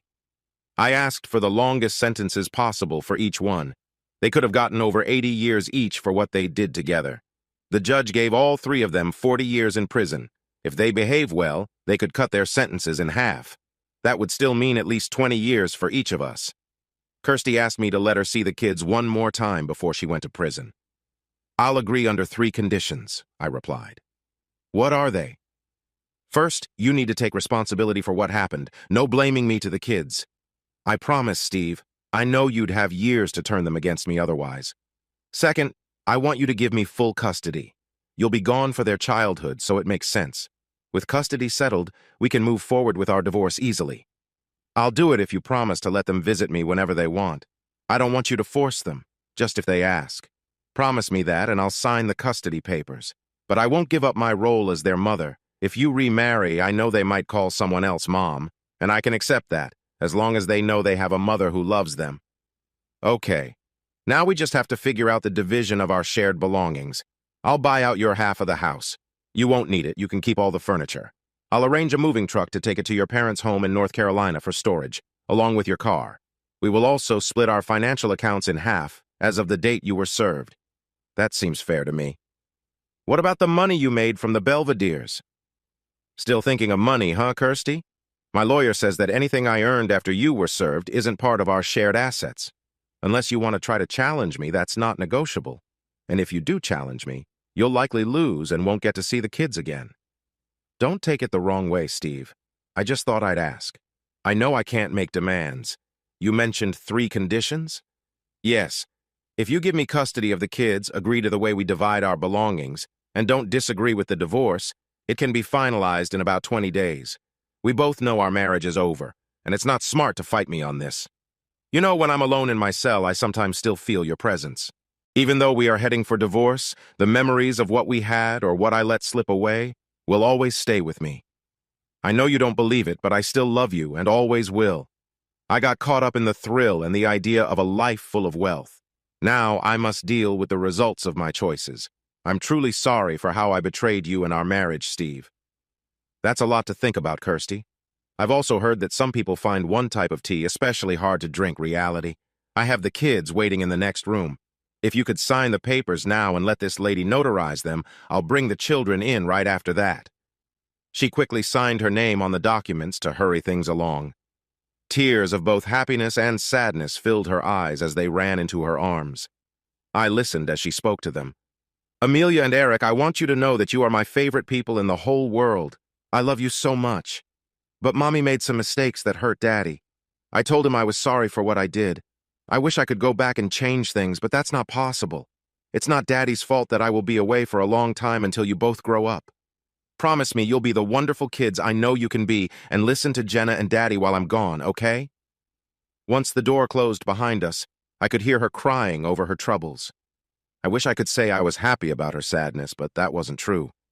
I felt sad for our children losing the mother who brought them into the world for so long. I made plans for Amelia and Eric to see a child therapist regularly over the next 6 months to help them cope with their mother's absence. In time, it turned out to be one of the best decisions I ever made. I made sure they knew that I would take them to visit their mother in prison if they wanted to see her. They gave me small smiles but never asked about it, and I never brought it up. As promised, I told Jenna everything about my past, the whole truth. She now knows I sank the Belvedere's boat with their precious painting on it. She understands why I did what I did when escaping their trap and believes they deserved their punishments. It was still hard for her to accept that Kirsty would betray me, but she realized that if things had gone differently, we might not have a chance for a new life together. Jenna chose all new furniture for our home. She was so excited, like a kid in a candy store. Her joy was contagious. She told me she felt much better 5 weeks after the incident. At her 6-week checkup, the doctor said she was fit to return to normal activities. Until then, her mother or another family member had always been there to help with everything. My divorce papers came through, and I was free from that legal bond. I will always have a special place in my heart for the mother of my children, but only in that way. After everything that happened, I didn't have any romantic feelings left for Kirsty. That was in the past. I kept my promise and asked Jenna out for a second date. This time, it went much better than the first. I was really starting to care for her. The love I had for her like family changed into something beautiful. When I got home from our date, I gave her a wonderful kiss that sparked something special between us. We started kissing on the couch, lost in the moment. Just before things went further, I paused to share my feelings. I'm not perfect, Jenna. Kirsty hurt me. Are you sure you want to be with me?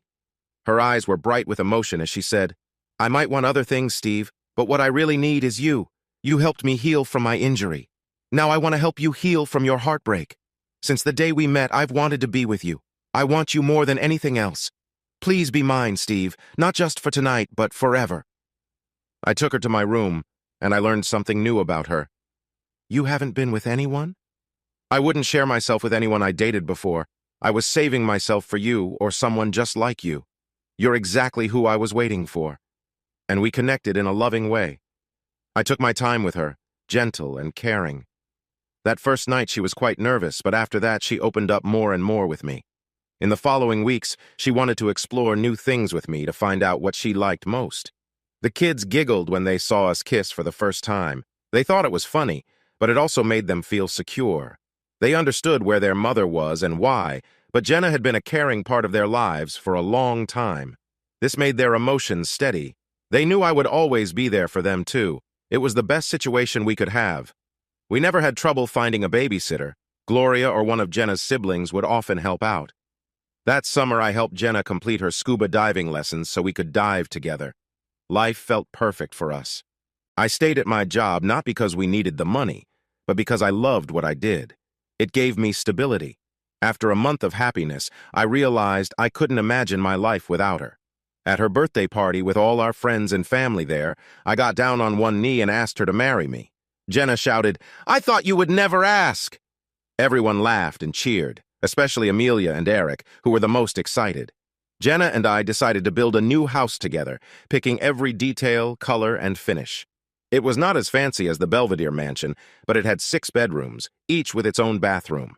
It had many nice features. Jenna and the kids were thrilled. We planned our wedding to match the move-in date of our new home. Before the wedding, Jenna asked me to sign a prenup, which said I would keep most of our shared assets if things didn't work out, but she promised that would never happen. I believed her. She wanted me to know she was with me for love, not money. After we got married, we spent 3 wonderful weeks on our honeymoon in Hawaii. When we got back, everything was set for us to move in. Jenna was very happy as she directed where everything should go in our new home. I enjoyed coming home for lunch often, where Jenna would greet me warmly. We started taking fancy family vacations, including scuba diving. My new wife loved playing the song Never Enough from The Greatest Showman. I couldn't help but love her more every day. We bought a boat, not a fancy yacht, but a power boat for family outings, fishing, and scuba diving. Jenna and I shared many joyful moments together. She kept running our home but didn't get paid. Instead, we had 2 more children, and she received love and support from me. Our 2 boys were cherished by their older siblings, who knew that Jenna loved them just as much as her biological children. Then I remembered my mother saying, "Everything happens for a reason." Suddenly, everything felt clear. Hey, everyone! Thanks for watching. Don't forget to subscribe and turn on notifications so you won't miss any of the exciting stories we have coming up. What do you think about the characters in this story? Let us know in the comments. We'd love to hear from you.